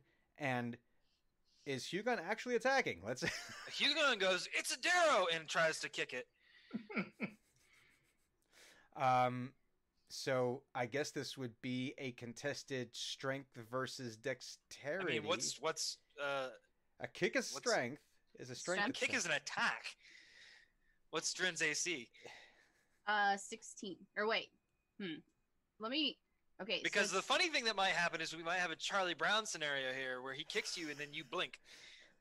this is true. Oh, that's true. Yeah, because it's still going. It lasts for Yeah. a minute. It doesn't take. I mean, it's not going to last for too much longer, but it's still there. Right. Which is kind of what I'm hoping for, honestly. I'm gonna see. Okay, so this is my thing. If I see him going to kick me, my Mhm. perception, I guess, of it would be a 16. Oh, And he's I not would- trying to hide that he's going to kick you. Okay, so you Thinks with that the, he's under attack. No, it's like my reaction. Ah. Yeah, yeah, yeah. If I'm The gonna be quick enough. yeah. Okay, so Stealth kick. we will say that at a 16, you see the wind up. It's like he's going for a field goal at this point. It's like the wind Okay. up, the legs Wait. back. Adam Vinatieri. So, are you making an attack roll, Hugon? I'm about Again? to, yes. Okay. I haven't done it yet, but I'm about to. Okay. So I see I'm- it coming, then I pull the Yeah. shell or the claw shield in front, so it makes my AC 17. Okay. Noted. Noted. Okay. Okay. Oh, that did not go in the dice tray. Sorry. That went out of the dice tray. That is a 20. Okay. Dirty, One an more- unnatural 20. All right. Just a second Wait. before you Okay. do anything. Okay. Oh man, god damn it! All right, Never I mind. rolled a 1. But So- okay, so What were you going as to? no, I am doing it as a Okay. reaction. Eno says, "Hey, she's a friend. You idiot." and that's cutting words. So as a reaction, I'm subtracting 1 from his attack roll. Oh, so it's 19. 19. Now, quick, Dren, give a quick roll to see whether you're on the prime material or you're on the ethereal. Okay, 11 and above, I blink out. 10, so I'm still here. Oh, still here. So basically, he comes in for the kick. You've got the shield right in front of you, so it's bonk, and now it's Yeah, it's punt time. It's punt time. So I want Dren to make a dexterity roll for landing. Can I make a reaction roll to catch? Yes. Ooh. In fact, you can. Everybody's trying to thwart Hugon's effort here. You know when you're 19. so incredibly tired, you're like, I don't know where that dexterity came from or how I was able. Yeah, that's why I'm thinking this is happening. You get Bruce Lee reflexes. So this is a dex check. A dex check. Too bad I have a -2. I see Thanuc there because I rolled 19, so I'm like Supermaning to go towards Thanuc, and Thanuc does 12. Misses. And then hold on, because this happens every 6 seconds. Okay, I'm still here. Okay, so it's one of those things where like I got you, right over the head, or no, even better, right in front. No, it's like you go to catch, you think you've like lined it up, but she like lands like right in front of you. But Drenmai, you stick the landing. Now it's up to you whether you just want to like land, or is it like the hero landing with the shield out, or is it the Mary Lou Retton, or is it? I'd like to think that I was going for Thanuc, and then like it's like mid-air things slow down, Mm-hmm. and then it's like math happens, trajectory is off, so it's like, oh, I'm not gonna make that, so I'm gonna have to like tumble it out of it. So it's like, do a roll. It's because it goes from like Superman catch me to, oh shit, let's do a tumble roll. Dirty Tumble, Dancing tumble, to tumble, no. And so you land in your shield and like slide and spin, and you come to I do that. I do like the roll thing, make sure the shield's got me, and then I blink again, and I'm gone. And so right as she comes to a sliding, very slow stop, and right as the shield makes contact with Thunuc's foot, blink, and she's going out into the ethereal plane again. Those fucking Darrow. Always blinking into existence. And now I know if Hugon says that out loud, now I know what he's thinking. But you're on a different plane.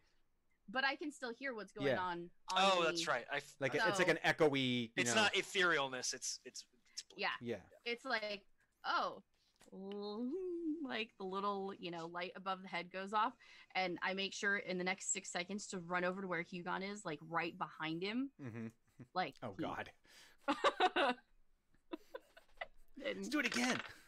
Oh god, I come back and I want to pop back in. It's back, and I attack again. What's your AC? Because she's got the shield still. Yeah, but I had both hands out because I wanted to startle him because I'm behind him. 17. So it's 15. 15. Oh god. It's 17 with the shield. That's a 25. And so once again, is there anything? Wait, except there's no shield this time, so it's just like right in the chest. I'm gonna try. What can I do? What am I good at? Damn it! I'm not very dexterous. Athletics. I'm gonna try an athletics to at least be cool. To at least be cool. Dirty 20. Okay. Dirty 20. Is anyone else gonna try to do anything now that Dren's spinning through the air? So did he kick her again? He did. Yeah. I'm 100% now prank moding Hugon. Eno tries to get in between Dren and like Hugon. And keep in mind, Hugon's not wearing like slippers. He's got like metal shod boots. Yeah. So that probably didn't feel good. He says, "Stop it right now." But and he grabs Hugon's not trying to grapple, but he grabs Hugon by the shoulders and just says, "Stop it, man. She's our friend." As soon as Hugon is touched, there is a dagger in his hand, right up under Eno's chin, and he says, "That was too fast. You're way too close to me. I love sleep deprived Hugon. I'm only close to you because you keep attacking our friend. I think it's a Don't- Darrow. don't Please- do it. Please let It's go. not a Darrow. It's Dren, my gem weaver. It sounds like a She's Darrow our to me. friend. You're. You It's a need to go Darrow to name. sleep. You need to go to sleep. Okay. Oh God. And you I've only also got need to 6 let go seconds. of me. Are you gonna keep kicking her? Maybe. Probably. No. 'Cause I want to try and blink back in, and I want to try and cast Sparkle Fart on him. Well, no, this time. So did you disappear again when you did your? Because you appeared. Yeah, I'm gone. Okay. So I go flying off. Poof, I disappear. I want to come back because I know that this only lasts a minute, so I have like limited time to. You have like 1 or 2 rounds left at most. Exactly, Yeah, I it's know. gotta get the most out of it. I've got to get the most. Gotta get out the of, most. out of sleep deprived Hugon. So I want to try and run back. Okay, I do come back. So as like 6 seconds running back to get to Hugon. I'm like right under him, face as much as I can to cast Sparkle Fart as I blink back in. Hugon throws the dagger at you. Oh yeah, I fully expect it. Ah!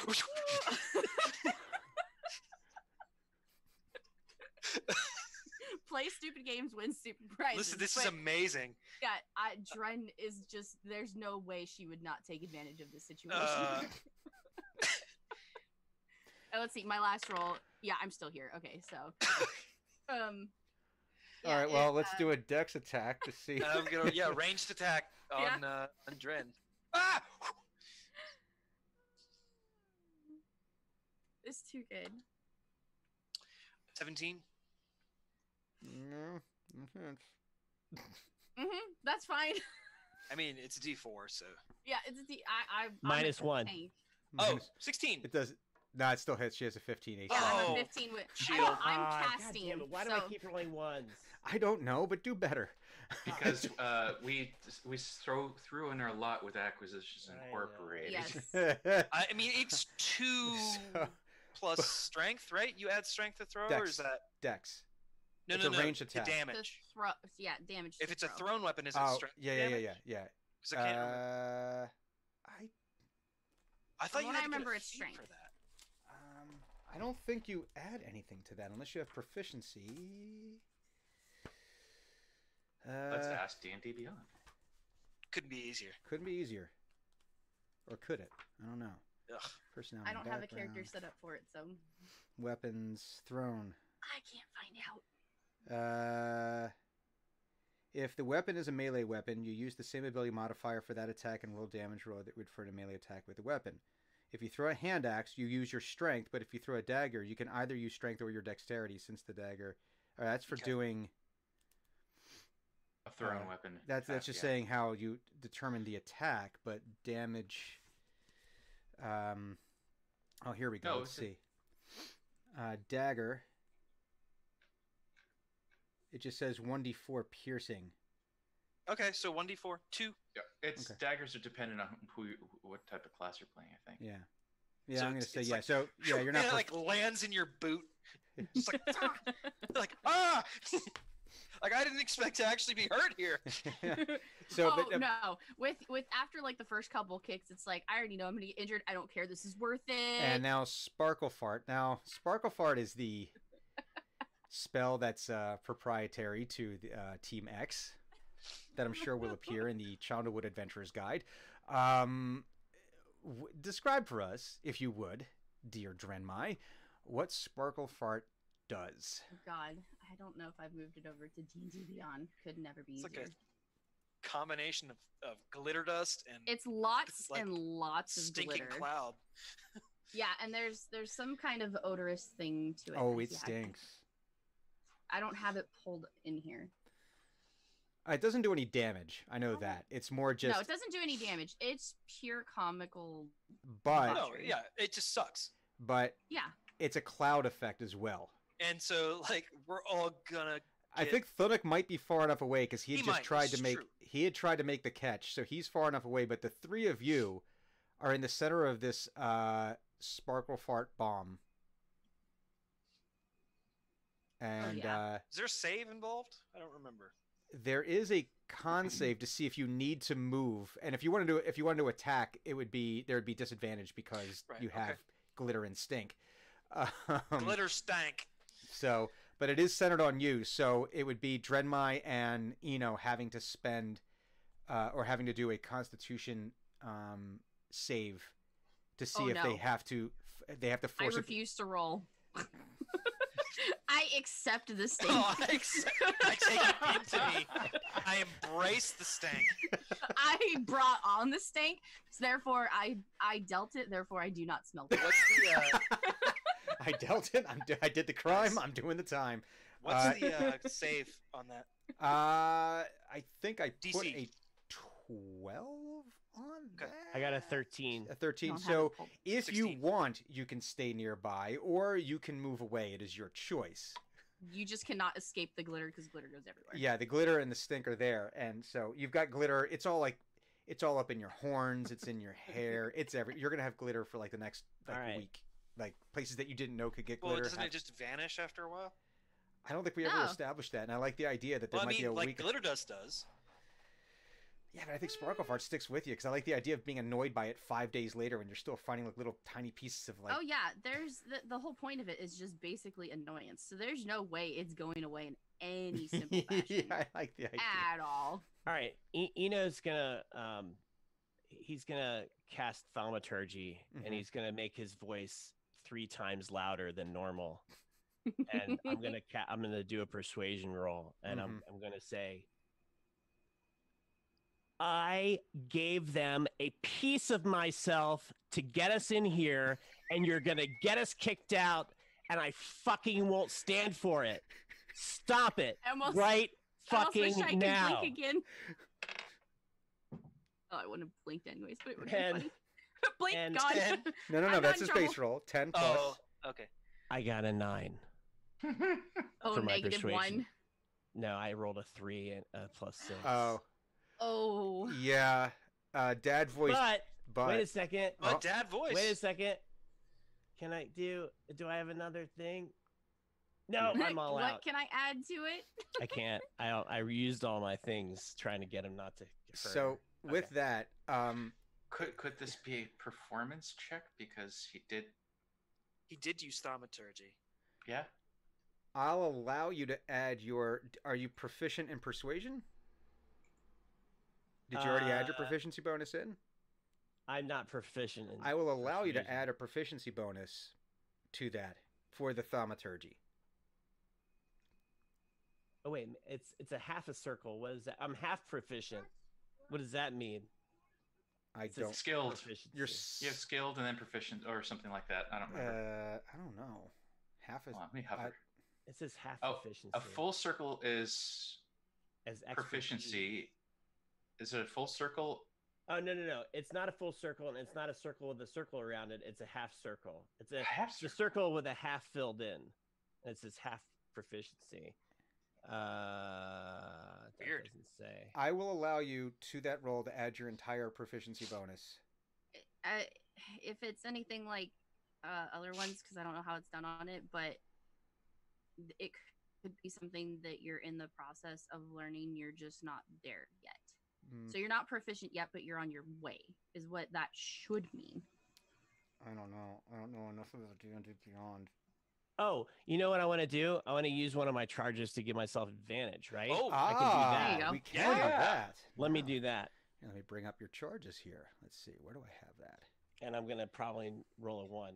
So let's see. Oh God, that's a jack die.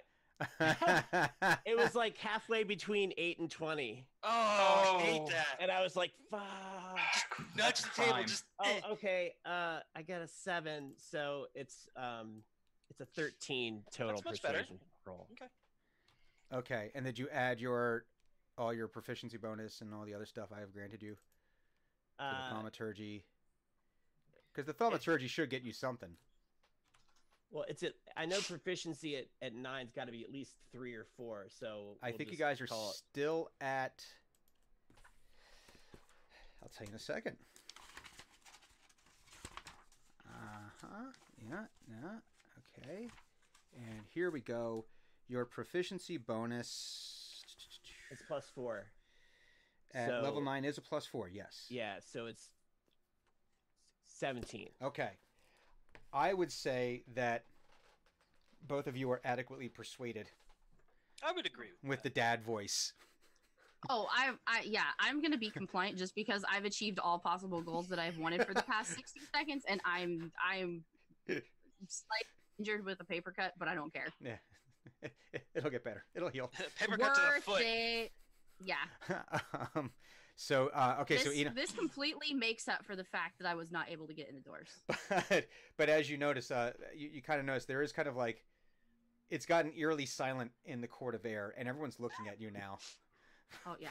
It's just I like when think you have I'm like, used to it. this is like when you have the two misbehaving kids, and the mom or the dad has to yell at them in the middle of Target, Or and it's like- church. or well, Like- not necessarily that, but not church, but it's you're at a public place, and it's like they were just being over the top, which was already grabbing attention, and then dad has to jump in and yell at them, and it's just like, and there's like, but it's there's definitely like everyone's like, I don't know if I should be watching this. I'm a little embarrassed for them, but I kind of want to see how this ends. But they're also not obeying by the social contracts that we have established, where we don't do these things in public. And I don't know. And there's a lot of like people just don't know how to react. What a fraught this. experience you must have. I don't Yeah. have that at all. Quit fucking around. Whack. Eno says he goes, and he's still got the thaumaturgy going because it lasts for a minute. And he says thank you all for watching our performance of Yes. the Oh, I love it. The Imperfect Family, which was originally written by a poet laureate out of Waterdeep. And our next performance will probably be somewhere else. Oh wow. Give me one more performance check on your final. I would like to performance add to check. this because this amount of bullshittery I love. So this is actually a performance check? This is a performance check. Okay. Can I? Because do you a are lying your persuasion? ass off right now. Can I attempt to do a persuasion by like bowing and being like, yes, thank you. I will give you performance for that. Performance. Performance. Yeah, these are all Alright. performance Okay. checks. 13. 13 and 26. And like the Avowed are like, oh. and then there's a smattering of polite because this is not something that usually happens or It's ever happens. abstract.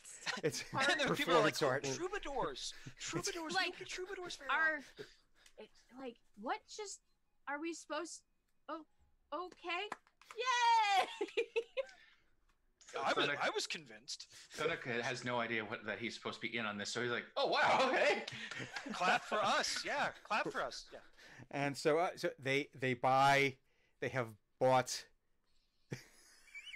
they have bought Making the the most idea- of a bad situation. bought the, the the, bullshit. the flash mob performance art that Yeah. has taken place in Great the tumbling, Court of Air. that looked like a painful kick, but she's clearly an expert. The choreography with that dagger throw is amazing. How did you disappear so fast? Right, amazing. The special effects were incredible. Oh, I can't wait for the special edition. I want to see the commentary on this. No. Director's cut only. The director's Director's cut. The ultimate cut. The Criterion Criterion collection. collection. Yeah. It's the perfect collection of. Yeah, but it's better with the subtitles. But so you're able to kind of everyone, you guys, Dren and Hugon are able to finally, okay.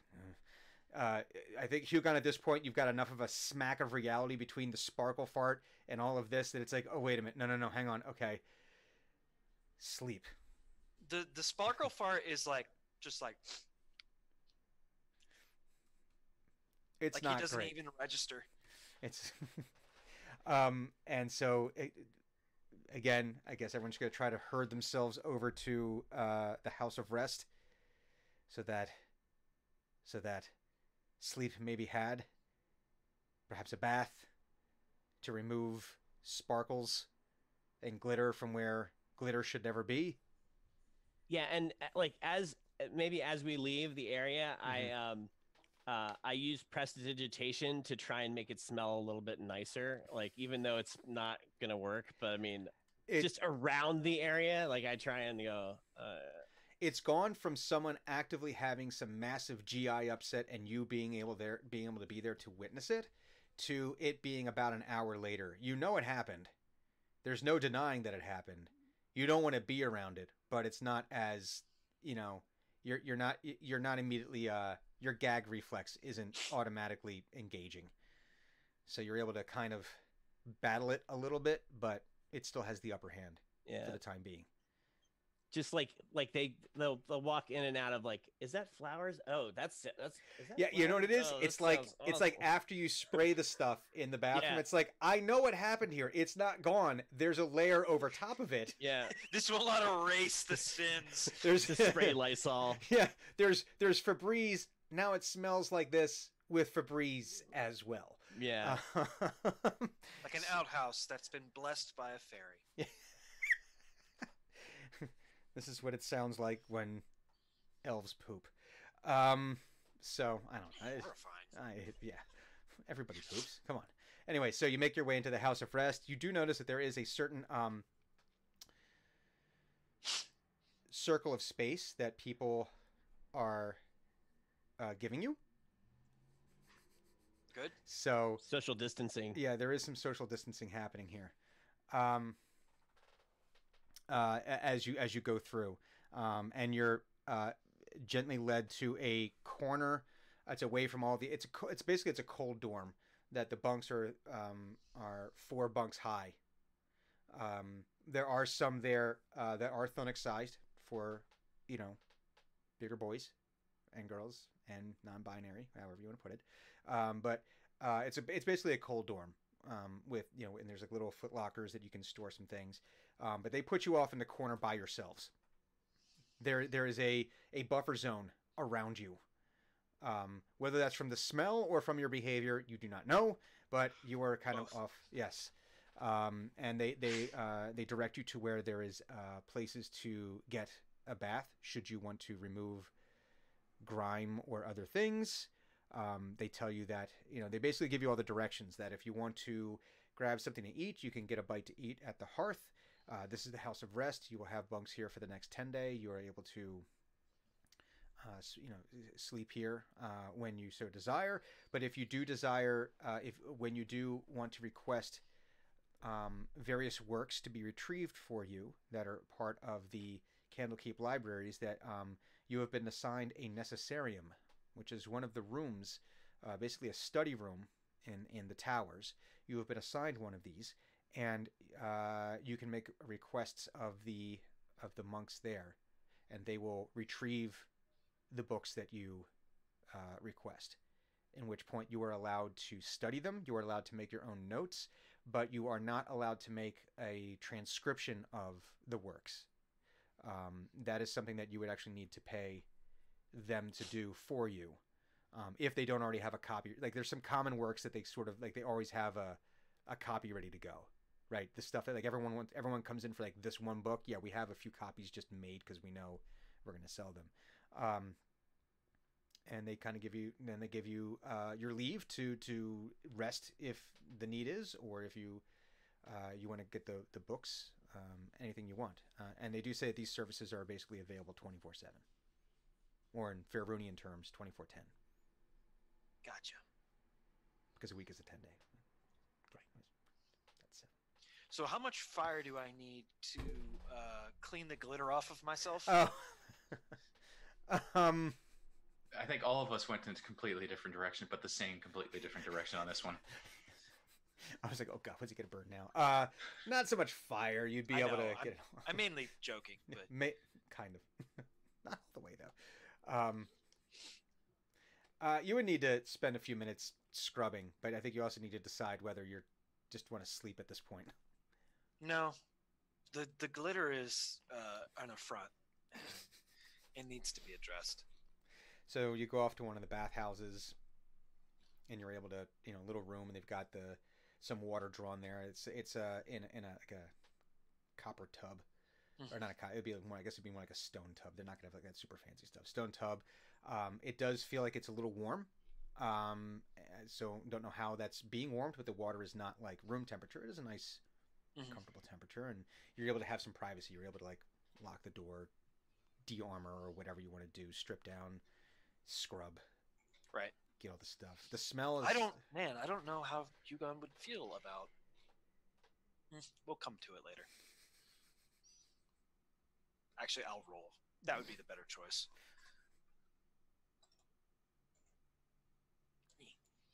Oh, he doesn't. Okay. He doesn't. So want... Hugon finishes bathing, and then, naked as a jaybird, just walks back to the dorm, and just like, kind of stands around for a minute, trying to figure out what bunk he wants. And we're all there. Mm-hmm. Yeah, and whoever else is in the room. Let's see if Dren cares.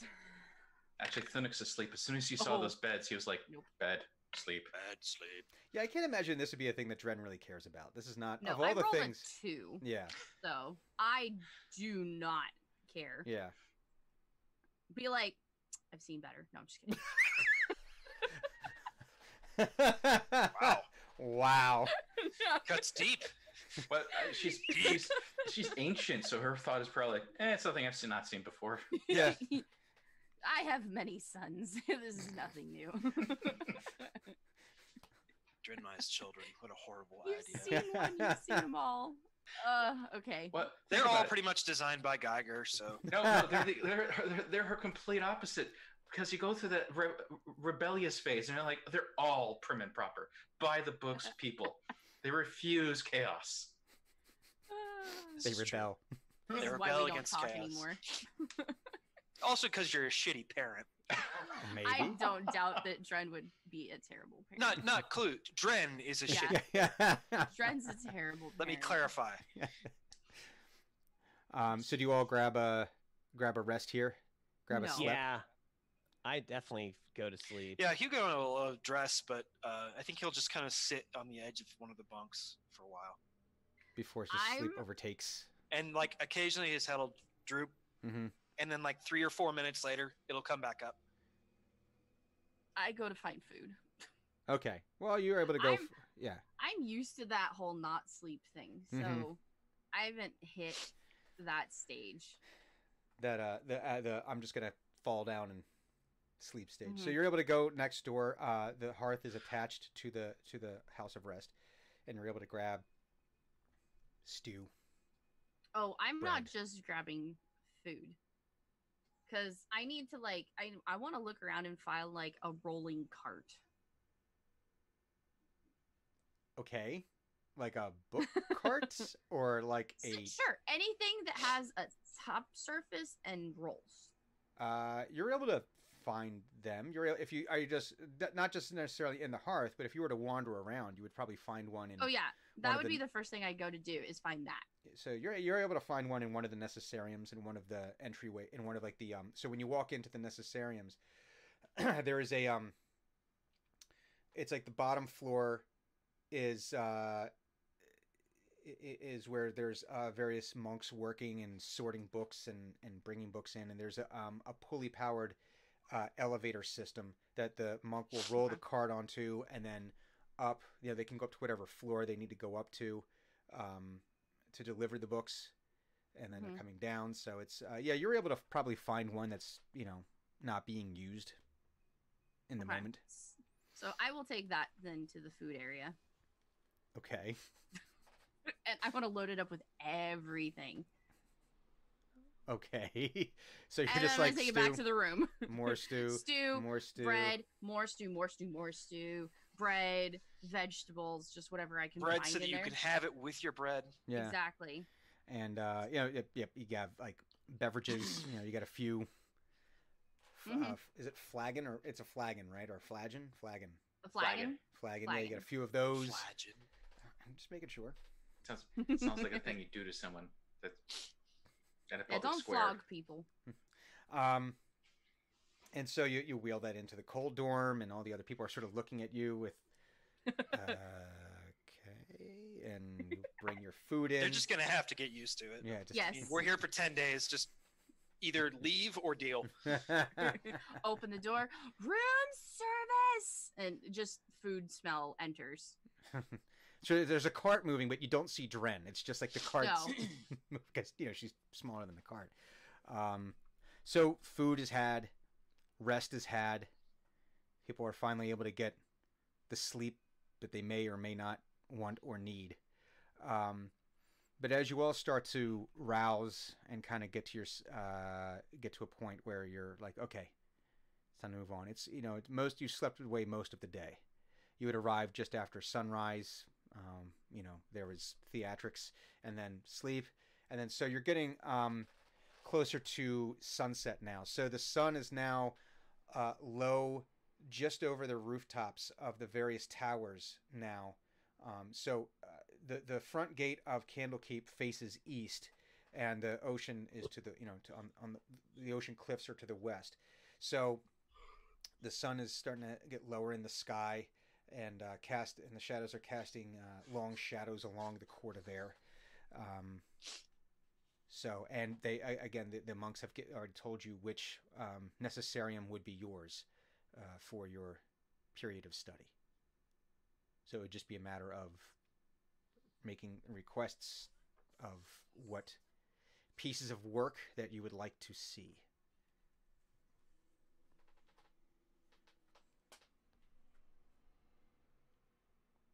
This is the interactive portion of the game. I'm pulling up my list. Oh, okay. So somebody else can do their thing while I pull up my list. Hugon was absolutely not there when you all woke up. Oh, Where did Hugon go? Hugon went to the Necessarium. So he just went there right away. Yeah. Okay. He also never really managed to lay down in the bed. There was kind of a lot of sitting and passing out and then waking back up and then passing out again. it sounds like me at a 24-hour anime con when I was in the college. And at this point, Wait.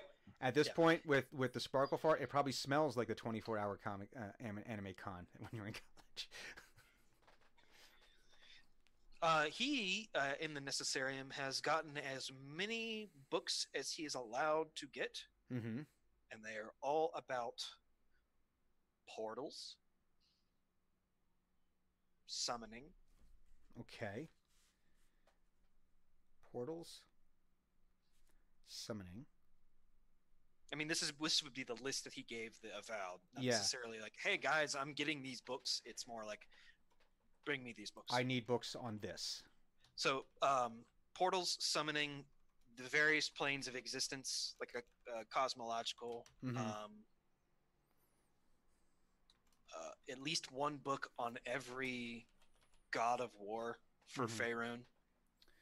Okay. At least one. And what was the other one? Book on what did I want? What was that thing that Hugon got from the Red Lady? A gauntlet? Was it a gauntlet? Yeah, did she get? Yeah, she gave him a gauntlet. Yes. Some sort of gauntlet, sort of like Mm-hmm. what the hell was that thing called from Morrowind? I don't know. I don't remember. It was how you used Sunder and Keening without dying. Okay. Well. So those are his books, and he's been there, and he has all of them open, and like he's like flipping pages, probably too quickly. Mm-hmm. Just like flip, flip, flip, and then like going to a different book, flip, flip, flip. Okay. And then so we'll get around to that in a second. And then the rest of you arrive, and you see Hugon looking through all these. He's got the books there, and He's got the whole table. Very rude library behavior.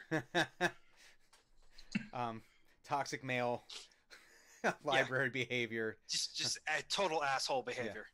Do you have and as you arrive, the one Avowed there asks, do you have any requests for books for us to find for you? Yes, I'm looking for a book called. Well, I think it's called. And he's got his journal out. And he's written it down. It's called "Vexing Themes of Shadowmancy and Recipes for All Occasions." And then there's a scribble. Chandlewood Feasts, by Grindel Morlax. Chandlewood. I'm just writing this down because I know I gave it to you before, but Chandlewood Feasts. Yeah. Okay. Vexing Themes of Shadowmancy and Recipes for All Occasions, Chandlewood Feast by Grindel Morlax. And so he makes a note of that. And he goes, "Okay, we will look to retrieve that. Are there other books? While we prefer to try to do this in as few trips as possible because it is they're heavy. Are there other books that you were looking for?" Yeah, I'm looking for a good brewing book, like beer brewing recipes. Okay. I'll make a note of that. And he makes a note down, or takes a note down of that. He goes, "Okay, I think we could find some books along those lines." So I mean, he does explain to you that it's not necessarily that you need to know the title. If you're looking for a specific subject, the monks can always recommend books for you. And then there's always the potluck feature. And then he brings his voice real low and he goes, "I'm also looking for books about the Shadow Council." Oh, okay. We will take a look at that as well. I think. Okay. That august body that enunciates the true law. Suddenly assassins show up. Holy shit! It's like Candlejack. Surprise! We're playing The Name of the Wind. Oh God. Are there? And he looks to the rest of you and he goes, "Are there any other books that you need or you would like me to look for you?" I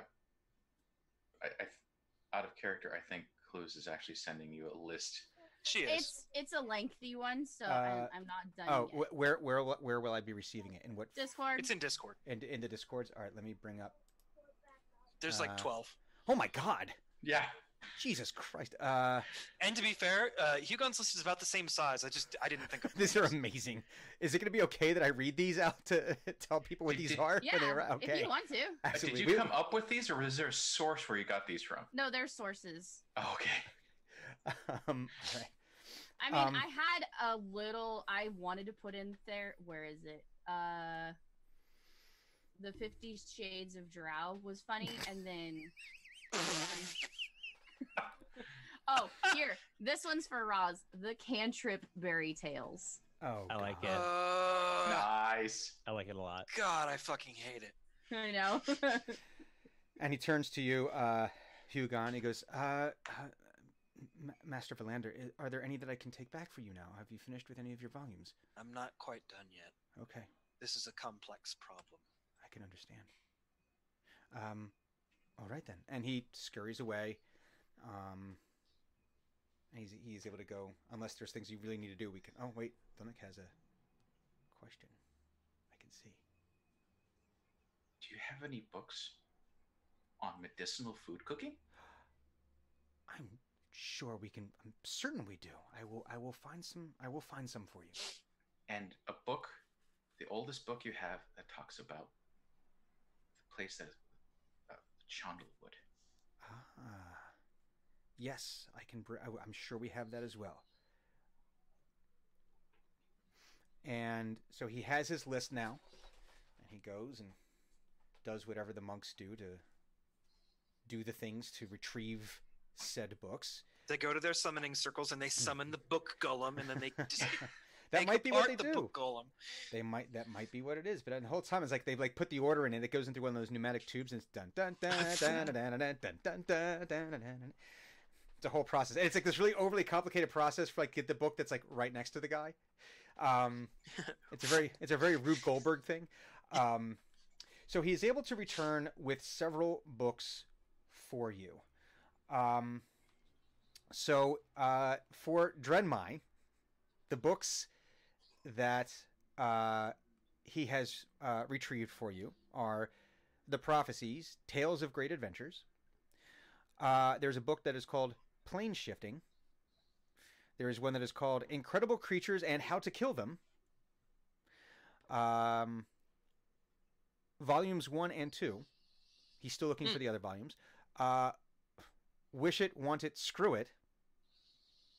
I Can't Believe It's Not Harmless. How to Win Friends and Enchant People. Prince of Reality. Ooh. The Tao of Death. You and Evil. How to Waste Good Paper. So quite the vibe. So there's a stack there. Thunuk, he brings out for you Spider's Easy Meals for Every Day of the Week, which is written by Saras Leah. What else do we have here? You asked for... Is it spelled E-Z or easy, the word? It is... Oh, easy, the word. Okay. Yeah. What else did you asked for? Medicinal books here. I have a list here, actually.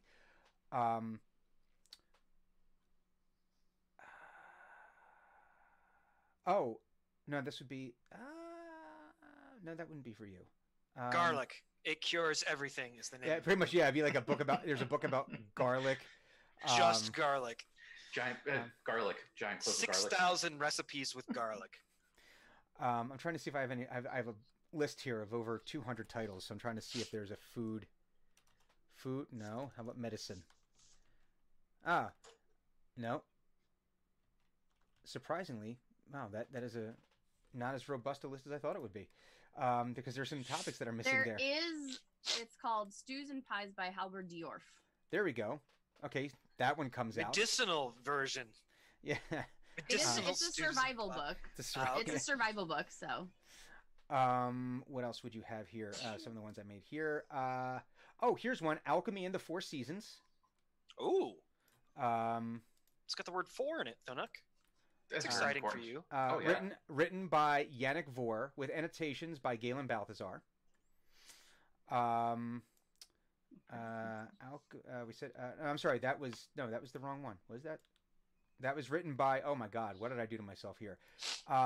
Yes, the Menazanarorin, first of his name, first flame of Valinor, keeper of the Blood Iron Gates, heart captain of the.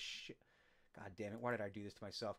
Heart captain of the Shadow Watch, and he is the one that wrote Alchemy and the Four Seasons.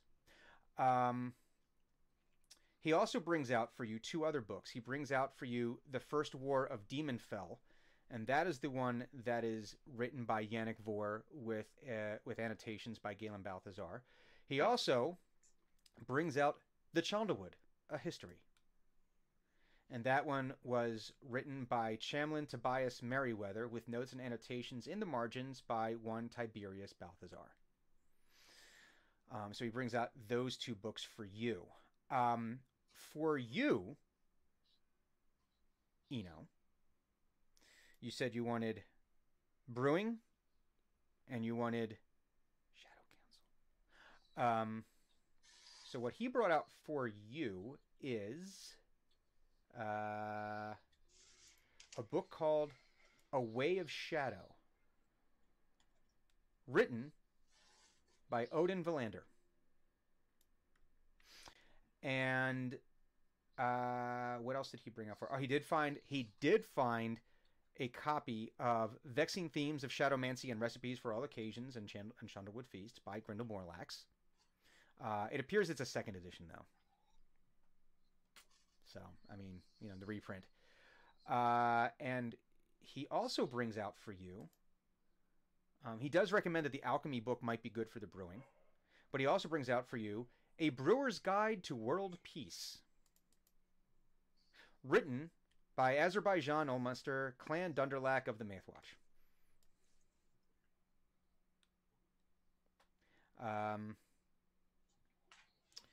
And that's the stuff that you wanted, right? I sent you a secret book, by the way. You sent? Oh, what'd you do now? Secret message. I put it in Discord, and this is the one that I kind of want to like write on a note to give to him. Be like, I want this one. Ah, okay. Is it okay that I share this? Yeah, but not in character. It'd be So no. no. You can share it with like the stream, Ah, and okay. I put it in Discord so everyone already knows. Oh, I see. Yeah, it's in our team chat area. Okay. Yes. So we had Stews and Pies by Halbid Diorf. No. No. That's for Yeah. Okay. And then Leviator and the Gift of Pain. Yes. Ooh. For those that don't know, she's the literally her titles: the Maiden of Pain, the Willing Whip, the Scourge Mistress. And her holy symbol is a bladed whip. It's So she's like really into like the leather community. For real. No, that's exactly She correct. loves torture, psychological suffering, all yeah. Oh, so she's a bad person, yeah. She's very bad. she's not good. She's like No. Hellraiser, right? She's one of the You know, that's not a bad way to put it. She's a bit of a what do they call themselves? Not A the sailor on the farthest edge of experience. the daemon, not Demons the to some, but angels to others. daemon. Yes. So she brings that out for you. I'm trying to see Hugon, some of the books that were brought out to you were whether you wanted to look at them or not. A book of very good and mostly accurate, if not confusing and hard to understand and potentially misleading prophecies, which was written by Devonia Tashin. Mm-hmm. They brought out to you Friend or Foe, Mask Bearers Through the Ages, written by Odin Valander. Battle Songs, Strategies and Tactics of Wars of Antiquity, written by Yannick Vore. Who is this Yannick Vore person, and why does he keep writing stuff? Oh, and I'm trying to think, would one of you have requested this book? Yeah, okay, so okay, so you want to talk about extra planar stuff. One of the books he brings out is Volo's Guide to Eateries, Cafes, Taverns, and Distilleries, Where to Eat and Drink in All Planes. And there is one that was sort of, you think might have been brought out by accident, and it's simply called The Monster Manual, 5th edition, written by some guy named Chris Perkins.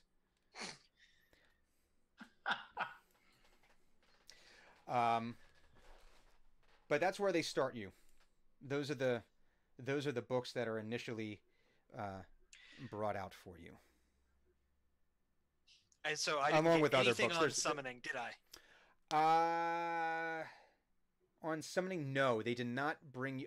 They brought you a couple like general philosophical treatises on and dissertations on summoning, but nothing specific like how. There's no like how-to books. It's not like this is. There's like more like the talking about the philosophical components and ramifications of summoning.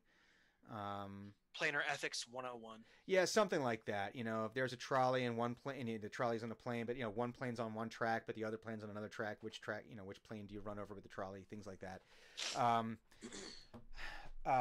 They bring out, you know, the entire DVD box set of A Good Place. You know, The Good Place for you to watch. Never mind. And so they were able to bring out a few books about that. There's no necessarily like how-to books that they've retrieved for you, and portals. They find a couple books about portal travel, dangers that lie within, rumors of, you know, some of it is fiction. You know, so, you know, it's written about, you know, about portals, but not necessarily about like, oh, this is an actual like a thing. So they always give you like a starting point when you're like kind of asking for general things. It's once you start like finding more specific information, they're able to start narrowing down. Like, no, I want it more about this, or can I find like if there's like footnotes or like endnotes, and you can say, oh, wait a minute, it says that here. Can you bring that specific book? Because that seems like that might have. So they were able to kind of, you know, take some time to do that, to bring out the books that you are looking for. So, but these are the volumes, the tomes that they have provided for you at this point. Okay. Hugon will proceed to read them all, and be disappointed with the diners and dives book he got. The diners, drives, and dives of everything. Yeah, it's like, what the fuck, guys? This isn't what I asked for. Well, He passes that like to Thunuk and says, "This is for you." This is Really? So yeah, Volo's Guide to Eateries, Cafes, Taverns, and Distilleries, where to eat and drink in all planes. Oh, this is handy. it's not for me. Thank you. It has nothing that I want or need in it. It is a useless piece of garbage. It's very useful. It's very thoughtful, though, that you thought to let me read this. Thank you. So what are some of the pieces of information that people would like to try to glean from the various volumes that you've gotten here? Let's go with Ross first, because he's got the quest books. He does have the quest books. I want to hear what he's looking for What specifically. is Roz looking for? Not Roz. Who's Roz? Eno. Who's I Ross? don't Eno. Eno. So the reason Eno wanted the book about, or the one with the really long title, is because it just to fill in in case it wasn't said or wasn't remembered. Mhm. There was a footnote in the book that he got from the monastery that looked like it had some information about the Shadow Council in it, and the footnote led him had this title in it, Mhm. and so he thinks that's got some more information about the Shadow Council in it. Gotcha. And so he goes and he sits down, he sits down at the next area from Hugon, but like behind Hugon in a quarter cat corner, Mhm. so that he can keep an eye on Hugon, because he's pretty sure that Hugon didn't sleep last night. Like, he looked at the bed and the bed just looked like it was sat in, and it doesn't look like he really slept in it. And so he's like, at least I've had a rest if I need to deal with this. Is like thinking, at least I've had a rest if I need to deal with him again. Mhm. But so he's reading through this book, and he's looking for, history. Is there any information about how it was founded? What do they do? Really, what do they do, and why do they do it? Those are the big things he's looking for. What does the Shadow Council do? Why do they do it? Okay. Give me a intelligence investigation check. Okay. Okay. Okay. Okay. Oh yeah. I'll try to find my notes. All right. Well. Oh, I know where it is because I put things Oh. online. Advantage? All right. So that's 16. Because he's in a total. library. Well, it's the library just gets you the books. You still have to be able to read. Oh, you're right. I'm thinking finding books. I'm No, like, no, if but it you're were in a library. Yeah, finding the book is not the issue. It's like, just because you have the book in front of you, because I have this doesn't mean I'm going to find the specific piece of information I want. I have to be able to. It takes, for some reason, once it took me forever to find out how much damage a healing potion rolls, because I couldn't find it because my investigation roll sucked, personally. It's 1d4, but anyway. But anyway, hang on. I'm just bringing up my my notes here. So you're trying to find. Okay, so I'm sorry. Say what your investigation roll was again. So I'm trying to figure out what the Shadow Council is, Mhm. and why are they doing the things that they're doing. Like, Yeah. And what was your investigation roll? I'm sorry. it was a 16. A 16. Okay. Well, as soon as OneNote loads here, because apparently it's going to take forever now for whatever reason. Go here. So what would that get you at a 16? So you're seeing various oblique references to the Shadow Council. In that it appears to be some kind of organization in this specific context,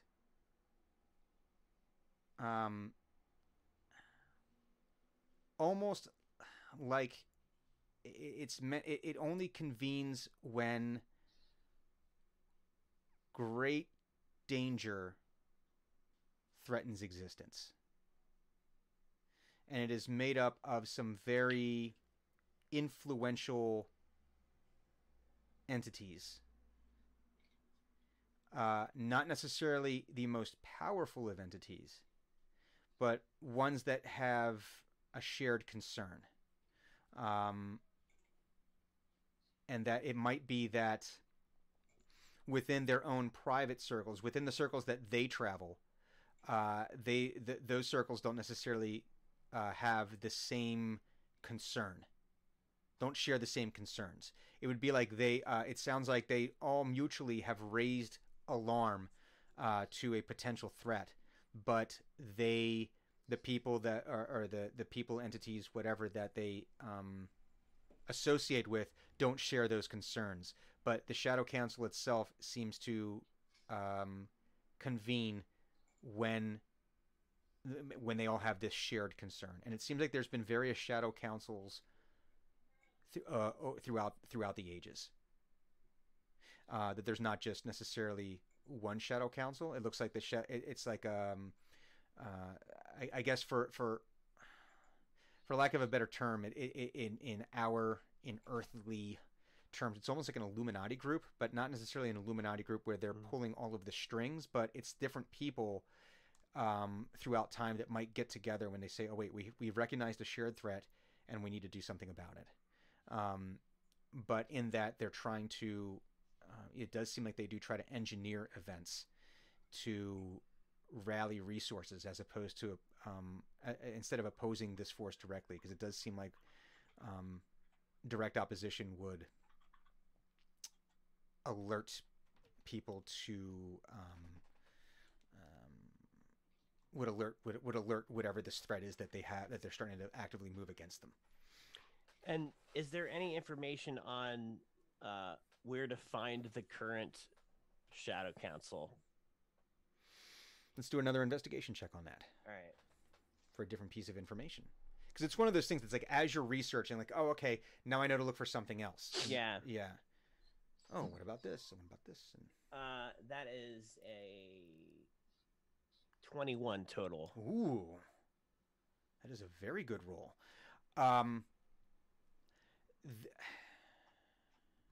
So basically just how to find the current incarnation.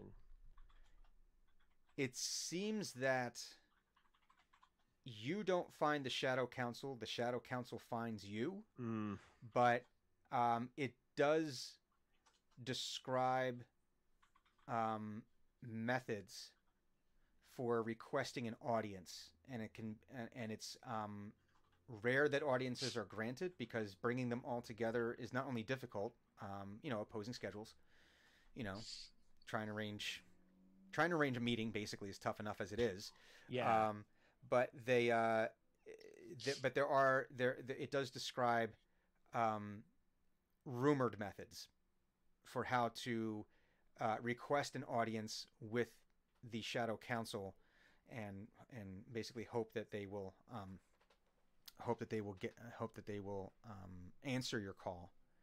And it involves 1 day and 1 night of meditation. It involves doing so in a place of power. You would need to know the name of one of them. You would need to be able to figure out the name of one of them, so that way the message can be delivered. So that way you're not just sending it to like you're not just basically sending the message via the web form. You're not sure who's getting it or if anyone's checking that email box. Right. This email box is not monitored. It could be going to What the fuck is the point then? Yeah. DevNull. Yeah, well, it's like, like whenever you fill out one of those web forms, it's like, oh yeah, contact us. No one's checking that, because you almost never hear back. You would need to know the name of one of them, and you would have to have, during that meditation, a very specific question in mind. Basically, general inquiries are not answered. Yeah. And so it would... What is blue? But a question that would pertain to them. I don't know, maybe blue, maybe the color blue does pertain to them. We don't know. What is? Is? But doing so by combining those things, you could make your entry to the Shadow Council and hope that they would then convene and answer questions or convene and summon you in the way that they do. So now that he's got that, he says to himself, I know I'm not going to find this.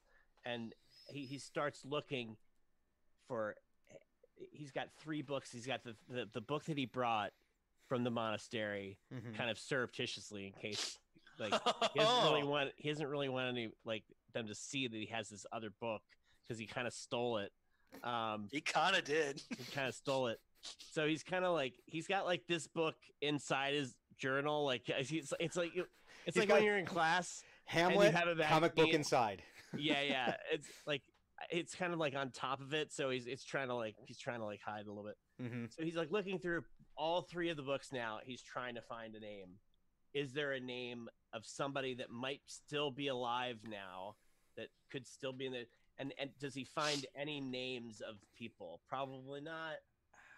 But give me one more investigation check. All right. Oh, that's good. That's a 19 plus 3, so that's a 22. Nice. Nice.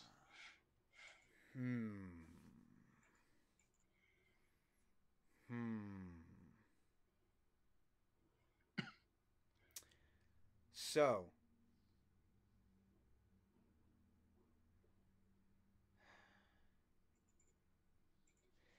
there's no one named specifically, but there are allusions to various entities that are suspected to be part of the current Shadow Council. And because at a certain point it just becomes conjecture, right? It's just like, this was a favorite game in Waterdeep, right? Was guessing who the masked lords of Waterdeep were. Right. It's always like, oh, because it could be anyone. It could be like some beggar on the street. You never knew. It wasn't necessarily the most powerful and influential. That power and influence was wielded within the halls of Waterdeep's chambers.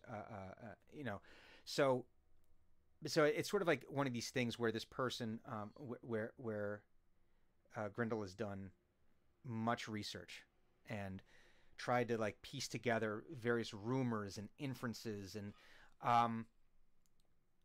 he mentions one that is from, there's some from other planes, extraplanar entities or people. So it's not just this is an existential threat. That's the reason why this Shadow Council convenes. Not just because, oh, there's a powerful dragon. No, this has got to be like, that's Elminster's problem. Yeah, that's there's people that can deal with that. Go call Drizzt.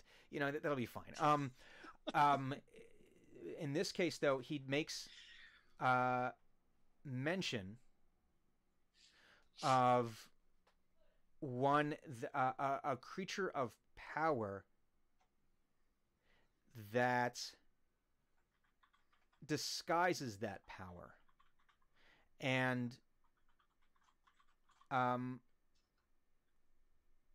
it seems that for wherever the source was that this person that the author got this rumor, was that it always seemed to be an old beggar that would attend the Shadow Council meetings or be involved with the Shadow Council in some way, and the beggar always had 7 canaries with him whenever they were seen.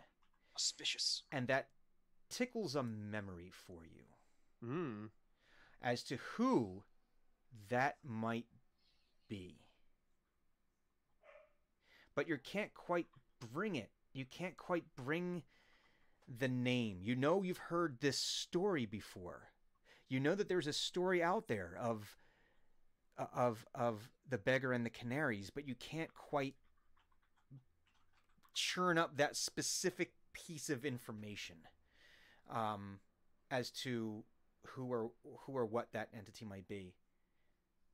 May I do one more thing then? You may, because it is Dungeons and Dragons.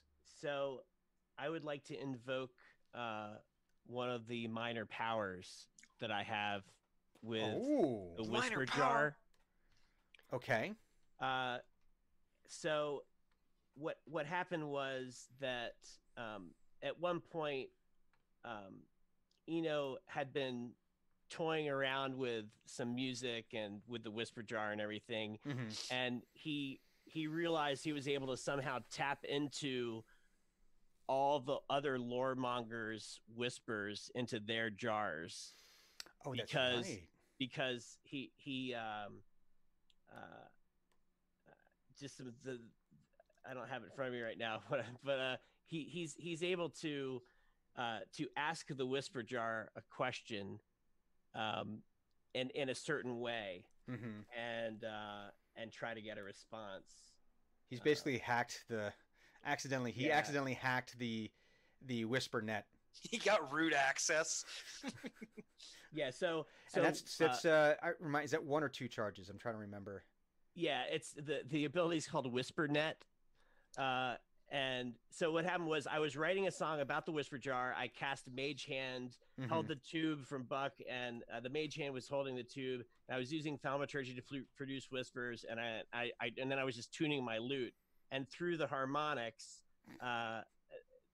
which is a standard tuning practice, I managed to cause the whisper jar to feedback, to do like a Jimi Hendrix style feedback.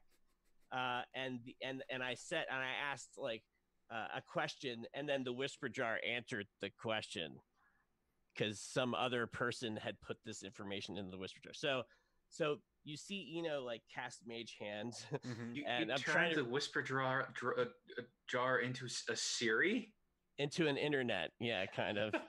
It's a series of tubes.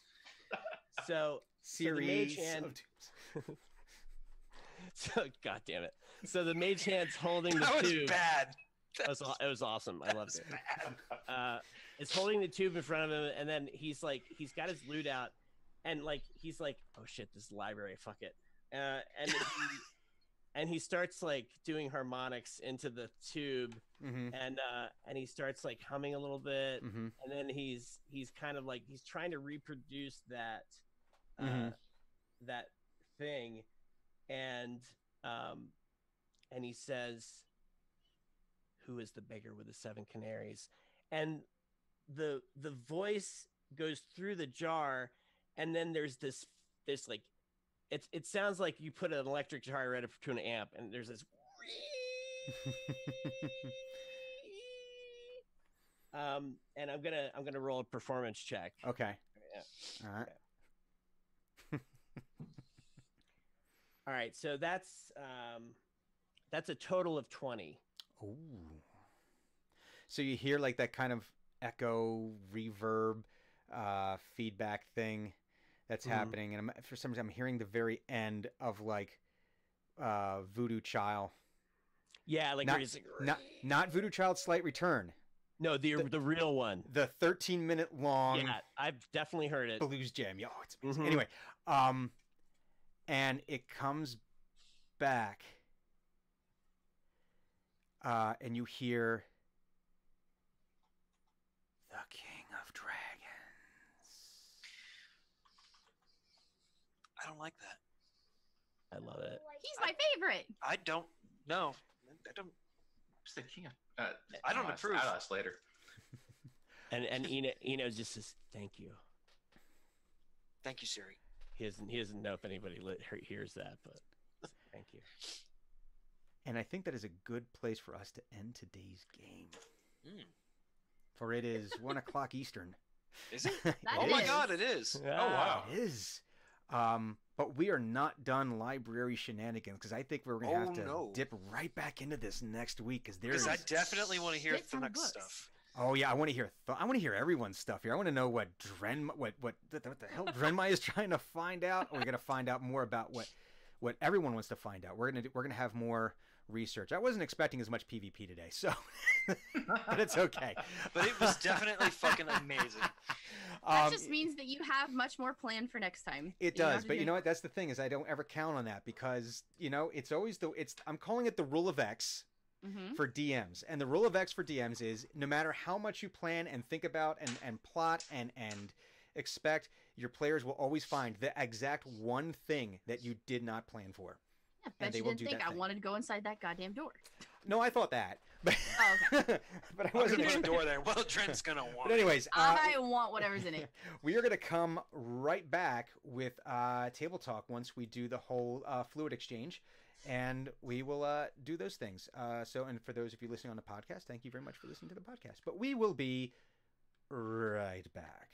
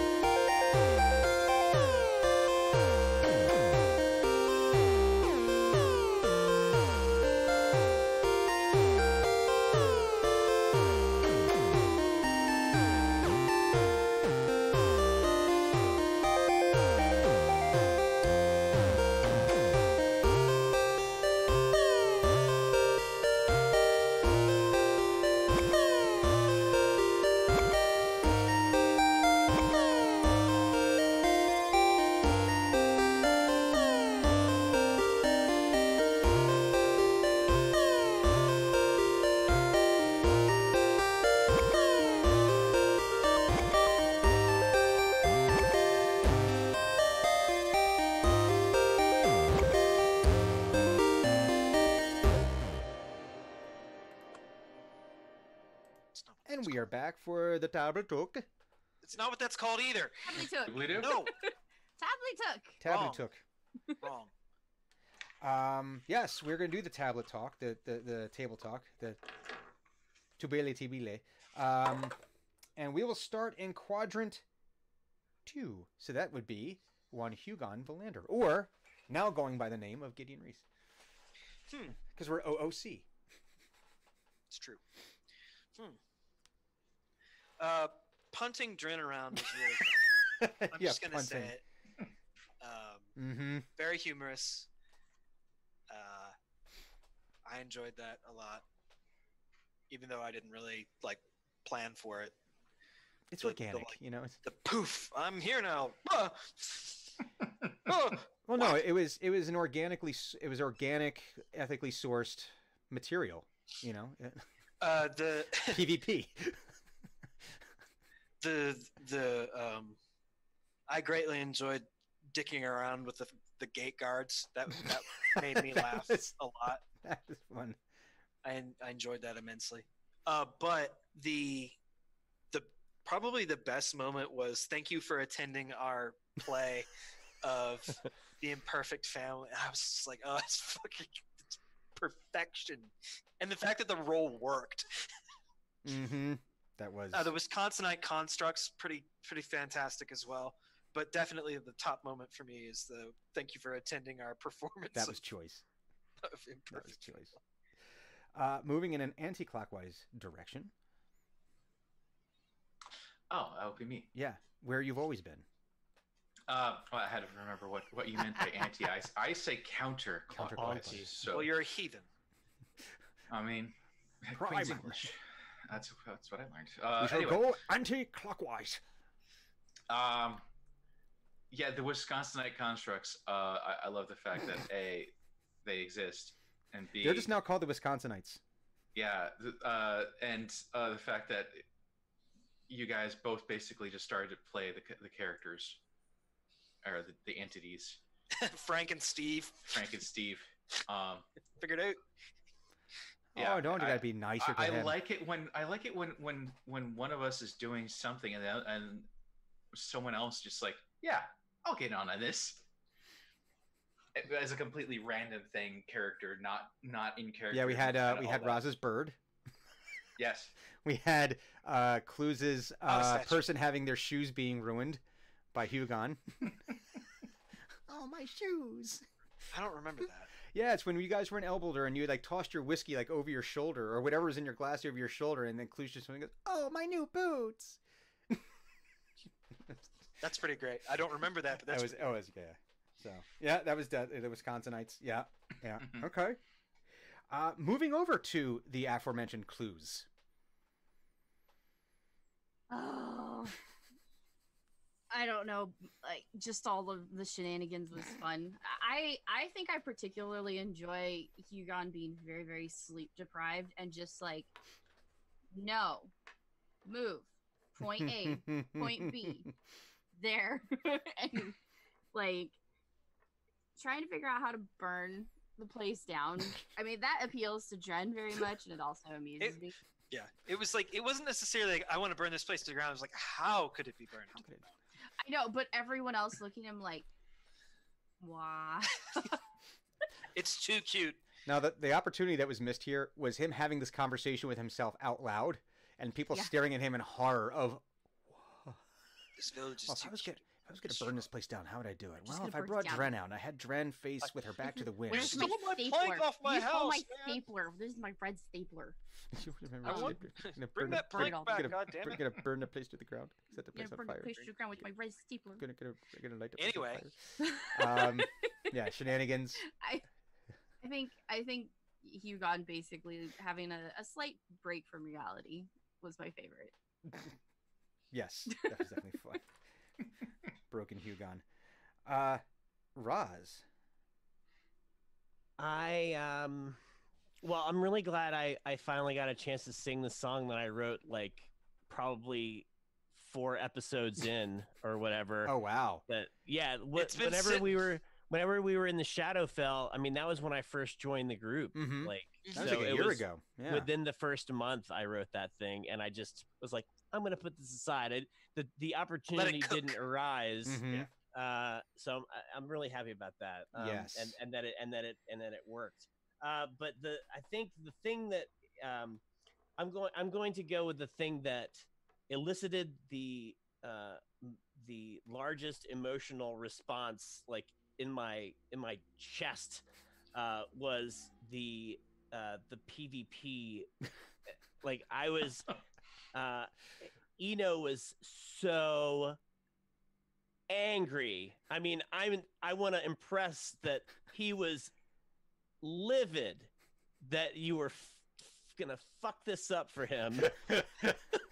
We just got in here, and you're gonna Knock fuck your this up for shit me. off. Are you fucking for real right now? God damn it! Yeah, he was extremely upset, and so Oh, and like man. and just yeah, that I don't normally like PvP in a Mhm. party, and I feel like it works, but I don't like it, but I accept the fact that that's how the characters are reacting to each Mhm. other, but my character just hates it, and you Mhm. know, and so like that it was, and the fact that I rolled 2 ones in a row, Mhm. that's very on brand. Yes. So thank Yeah, you for that. if not for the comedic value of it, I don't think it would have been done. No. Like, Yeah. there would have been nothing to gain by like actively trying to murder each other. Yeah. Right. But comedically speaking, I think No, it was very Mhm. funny. And it's what our characters would have done. Yeah. It's like I'm gonna see the opportunity to fuck with Hugon. Hugon's gonna have an instant violent reaction. Mhm. But here's what the cool part is, because there's a lot of people. I'm not gonna say a lot. There are people who play D&D or other RPGs and hide behind that's what my character would do Mm. to be toxic players, Yeah, right? it's To do definitely horrible true. things, to screw with the Murder people hobo. around it, because it's the game they want to play, or well, this is my character would do. And this is where, yeah, this is what the character would do, but there's also the player restraint saying, but Hugon's not going to draw his halberd and use all of his battle master points to sit there and try to slice and dice and see will Drenmai blend. You know, it's that's not the Nor point is of gonna like Drenmai gonna like poof and be like, I cast blight. it. Yeah, exactly. And Like, and- oh Christ. yeah, exactly. And it goes both ways, where it's not like Drenmai comes out and is By like, oh, Hugon, you dead. I'm gonna lightning bolt his asshole. You know, Yeah. it's you know, none of these things happen because that's where the players are stepping in and saying, we can have a moment here. Yes, it's what the Yeah. characters would do. It would be fun, but as long as it's like, okay, Hugon kicks her, not Hugon like tries to kill her, you know, Yeah. and it's like Drenmai pranks him, not Drenmai tries to disable him. You know, and I think that's where you see this is where players who like each other and understand that there's, you know, more than one person at the table, you know, and where it could be fun. And also I think it's because it's not every week. It's not every week where It's you true. you know, It's I think just this is every like other maybe- week. I think this is like the third time like we've done this. The third time, one of the times though, it was Drenmai's good and bad conscience, the little angel and devil that were appearing Right. as Oh, Hugon yeah. and Eno, or Hugon and Drenmai, and they actually fought to the death. They did but- fight to the death. but again, it wasn't- in a cosmic morality. Yeah, sense. and it wasn't the actual characters; it was the little animated, you know, creatures. Which It was all in my head. Yeah, exactly. It was all in Drenmai's head. So, and then it was like, yeah, I mean, if one beheaded the other, it didn't matter because it was the cartoon version of it, not the actual, Hmm. you know. So First time, I think you cast fear on my like recruits. yeah, it was I during did. the training yard, and there was a punt.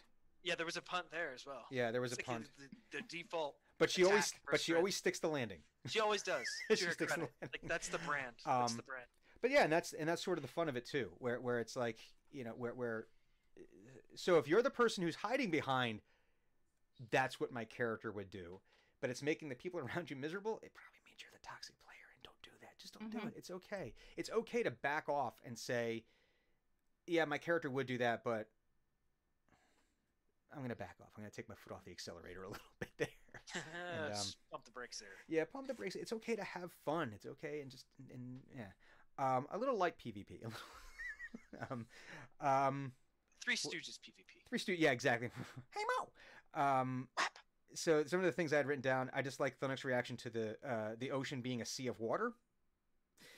How See, novel is A what sea he of lakes. And a sea of specifically, lakes. There we a because go. large collection of a lakes. forest is a sea of trees. It's composed of trees. So so the sea is like the unit of measurement. Yeah, like, it's just a vast area It's of like things. you have a murder of crows. If you have more than one lake, it's a sea of lakes. Well, this is a really big sea of lakes.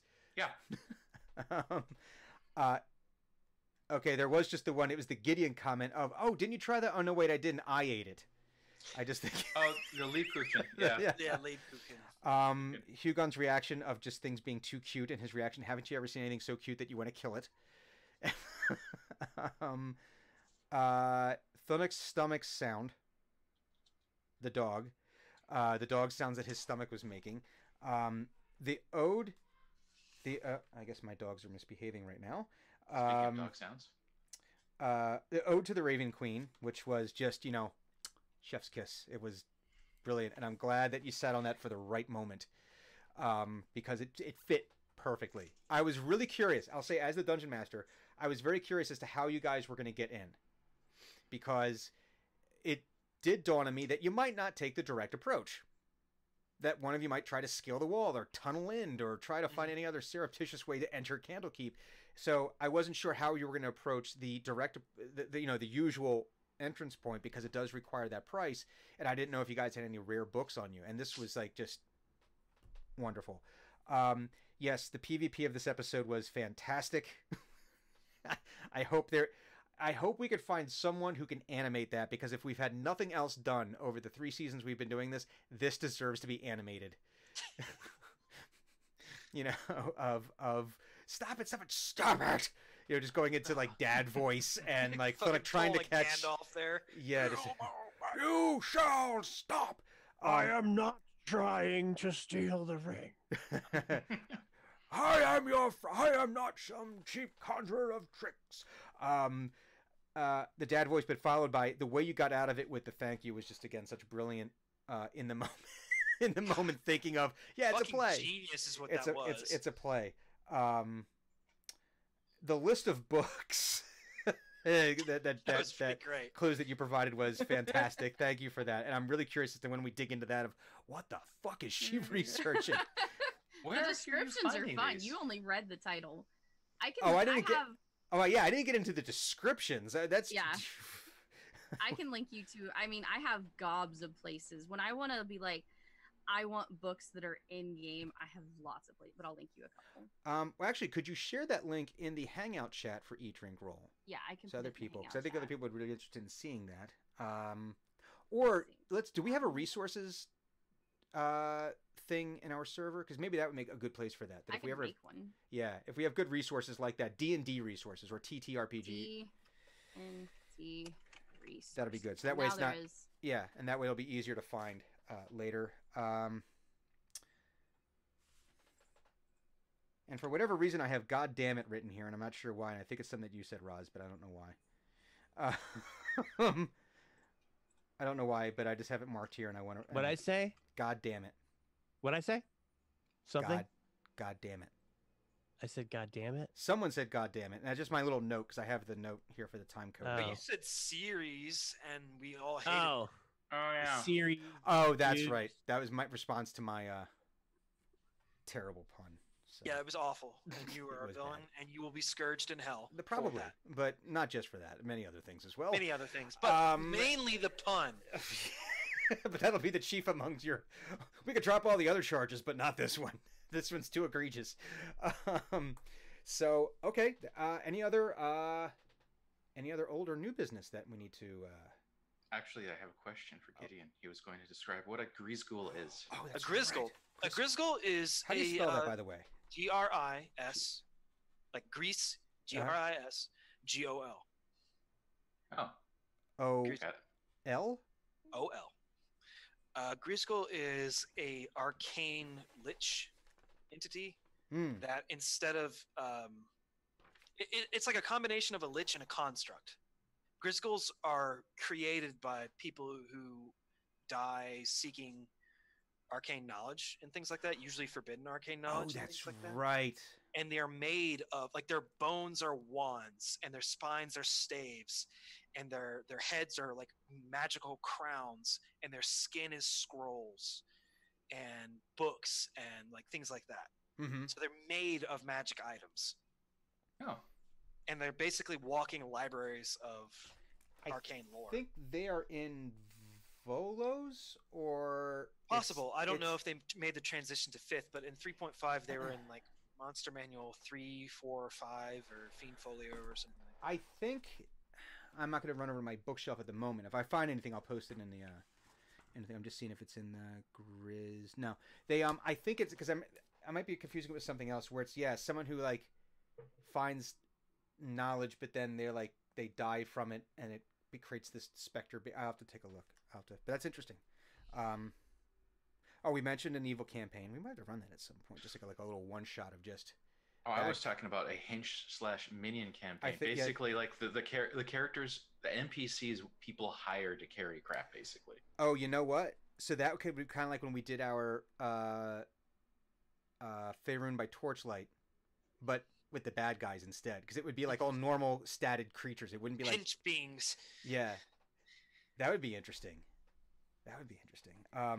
Oh, I had my load bearing story. So when Drenmai destroyed the floor of the giant, and I meant to tell the story weeks ago when you first did this, and it caused the collapse. So when I worked for my fraternity right after college, one of the chapters, I'm not going to mention who because I don't want to like cause any. It was 20 years ago, but one of the chapters had decided for whatever reason to put a pool in their house. Mm-hmm. As you do in college. They removed the floor in their house. Like they cut a hole in the floor so it was open into the basement. And then they flooded the basement. So that way they now had a pool in their house. There's so many levels of stupid. Oh, I know. The house fell down because you cut through the floor joists to do that, and not to mention all of the hydrostatic pressure from having all the water in there, which houses are not supposed to have water in there like that. No, they're not. And so the house did fall down because they just thought they were going to turn it into a Let's pool. make a pool. Shut up. I did some stupid shit in you college, open your but mouth, that is close far it. beyond it. No point. There's like, hey, let's. We had like a band in the house once, and we went down the basement. You could actually see like the floor flexing from all the people jumping around. Like, okay, this might not have been a great idea, but no. This was like far beyond anything I had ever thought about doing in college. God damn. Yeah. I mean, like I've heard some like really stupid shit from like college stories, but that really. Like destroying a house because you wanted a pool is that's high up there. I don't know why they didn't think that would happen. I don't know why they thought that.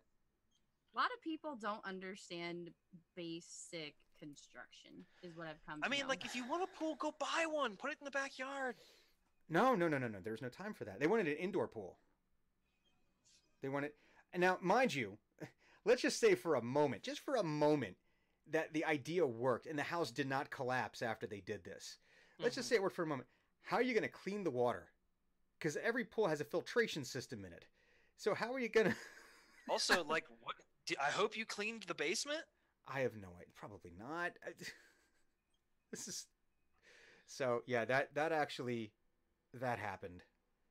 And yeah. Were there people in the house when it happened? That I don't know. I mean, no one was killed, so I'm assuming not. Because I think if that were to happen with people in the house, at least one person would have died, and that would have been the end of it. Because the chapter wasn't shut down. For whatever reason, they did not shut the chapter down. I had to shut it down like a year later because they did some things. Other dumb things. They did other dumb things in the dorm. That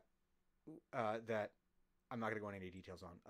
But they did some really stupid and very, very illegal things that some of them had to go to jail for. And it was like, your guys' charter is done. Y'all are assholes. Stop it. Your guys are done. And it's like, no, we're not playing this game anymore. We don't need the dues. But that was my load-bearing floor story. Huh. Of stupid college kids in 1999. That's a good story. So, any other new business? Not that I can think of. News from the quarantine zones. Speaking of, I work in hospitals, right? So like my job does not stop because of sickness. But an interesting thing happened. My boss has had to cover a couple of shifts just to, keep things rolling.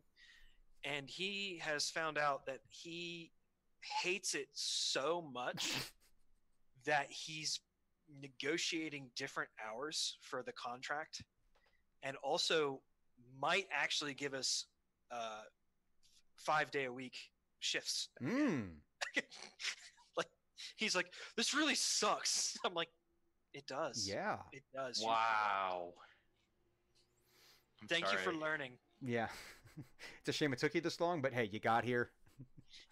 So it made me laugh. Better late than never. No, that's good. Hopefully that'll Hopefully, pass out. because they're up shit creek otherwise. Any other? So we have any other? So our what? Viking Goat, Ivan, are we still playing Baldur's Gate? I'm still playing Baldur's Gate and dying horribly. Well, just next time, drag select everybody and then send them in the door. I thought I had. For those who didn't see it, last time I died actually twice to the same spiders. And the first time I went in there, like, maybe I should be figure out how to use these characters' special abilities and their spells. And I figured that out, and then I went in and went after the spiders. But if I managed to select them all and then unselect all of them but one, and then send that one guy alone against a building full of giant spiders. And he was And then the slain. game ended. Yes. Yeah. It's like character save versus death failed. Yeah. So we'll start over again on Tuesday with that portion. Well, I just got Ori and the Will of the Wisps on my Xbox, though. And if I could figure out a way to somehow put it on this screen up here, I might try to stream it, but I don't know if that's going to work. Ori's very good. Oh, yeah. It wasn't as emotionally damaging as the first one. The first Did you beat it? No, not yet. I know it might get there. I'm just saying the first 10 minutes of Ori and the Blind Forest was like heartbreaking. Like, I had to stop and hug my dogs for a good 15 minutes after the first 10 minutes. It was just so sad, which is really good storytelling. And I don't mean that as it's an absolute compliment. Right, of course. This one had the sadness there, but it wasn't as like, oh God, I need to stop. And the whole time I'm like cringing, like, oh God, when are the cute things gonna die? All the time. There's that. I thought there was something else, but I don't know. Maybe there's not. I don't remember. Maybe not. Okay. You alright there, B? No, I'm. No, he's not. He's getting Ori flashbacks. I'm getting stuck there. No, I thought there was doing something else this week, but I guess there's not. But anyway, yeah. So okay, should we call it a game? I think. I think we're good.